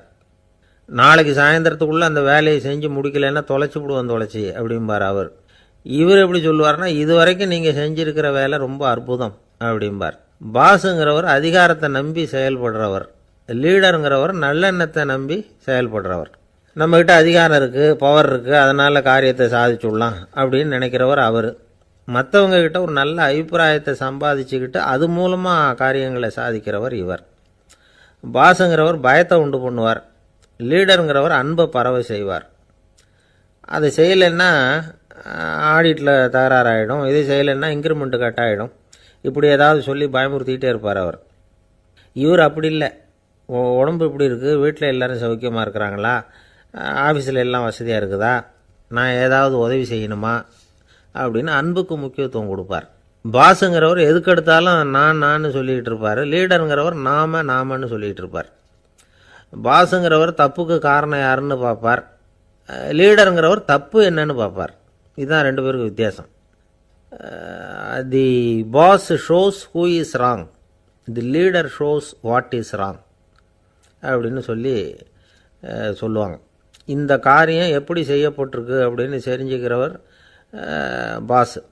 இந்த காரியத்தை எப்படி செய்யணும்னு செஞ்சு காட்டுறவர் லீடர். பாஸுங்கிறவர் பணியாளர்களை திட்டுவார், லீடர் மரியாதைக்குரியவராக நடத்துவார், அதுக்குரியவராக அவர் நடந்துக்குவார். செய்கிற வேலையை ஒரு சுமையாக நினைக்க வைக்கிறவர் பாஸ், செய்கிற வேலையை ஒரு சந்தோஷமாக ஆக்கிறவர் லீடர். ஒரு முதலாளியாக இருக்கிறவர் அல்லது ஒரு நிர்வாகியாக இருக்கிறவர் இது மாதிரியான நுணுக்கங்களையெல்லாம் தெரிஞ்சு வச்சுக்கிறது நல்லது. ஒரு பாஸ் இருக்கார், அவர் ஒரு நாள் ரொம்ப பெருமையாக தன்னோட ஆஃபீஸை பற்றி பேசிக்கிட்டு இருந்தார். எனக்கு கீழே 200 பேர் வேலை செய்கிறாங்க சார், நான் ஒரு கோடு கிழிச்சா அவங்க அதை தாண்டாத அளவுக்கு நான் நடந்துக்கிறேன் சார் அப்படின்னார் அவர். அது எப்படி முடியுது உங்களால் அப்படின்னு கேட்டோம். நான் கோடே கிழிக்கிறதில்ல சார் அப்படின்னார். ஊருக்கு வெளியில் அமைதியான ஒரு இடம், அங்கே ஒரு ஆசிரமம், அங்கே ஒரு சாமியார், அவர் தினமும் நல்ல போதனைகள்லாம் செய்வார். பல பேர் போய் அங்கேயே சில நாள் தங்கி இருந்து அவர் சொல்கிற அறிவுரைகளை எல்லாம் கேட்டுக்கிட்டு வர்றது வழக்கம். ஒரு தடவை அவரை பார்த்துட்டு போகிறதுக்காக 3 வெளியூர் தம்பதிகள் வந்தாங்களாம். அந்த மடத்திலேயே சாப்பிட்டுக்கிட்டு தங்கியிருந்து அவங்களுடைய போதனைகளை கேட்டுக்கிட்டு போகணுங்கிறது அவங்க நோக்கம். காலையில் குளிச்சுட்டு பூஜையில் உட்காந்தார் அந்த சுவாமி. இவங்களும் குளிச்சுட்டு அந்த பூஜையை பார்க்குறதுக்காக அவர் முன்னாடி வந்து உட்காந்தாங்க. பூஜை ஆரம்பமாச்சு. சம்பிரதாயப்படி அது ரொம்ப நேரம் நடந்துக்கிட்டே இருக்குது. இவங்களுக்கு நல்ல பசி இருந்தாலும் இந்த நேரத்தில் அதை எப்படி வெளியில் காட்டிக்கிறது? பேசாமல் இருந்தாங்க. அந்த சுவாமி பூஜையை முடித்தார். அதுக்கப்புறம் பேச ஆரம்பித்தார். பேச்சு அருமையாக தான் இருந்தது, அமிர்தமாக தான் இருந்தது. இருந்தாலும் இவங்களுக்கு இருக்கிற வயிற்று பசி அது சரியாக கவனிக்க விடலை. அந்த சுவாமியே இதை கவனித்ததாக தெரியல. இவங்களுக்கு மனசுக்குள்ளே ஒரு எண்ணம், உள்ளே சாப்பாடு தயாராகிட்டு இருக்கும் போல இருக்குது, இந்த பேச்சு முடிஞ்சதும் நம்மளை உள்ளே அழைச்சிட்டு போய் சாப்பாடு போடுவாங்கன்னு நினைக்கிறோம் அப்படின்னு இவங்களாம் நினச்சிக்கிட்டாங்க. ஆனால் சுவாமி இதை பற்றி எதுவுமே பேசலை, கண்டுக்கலை.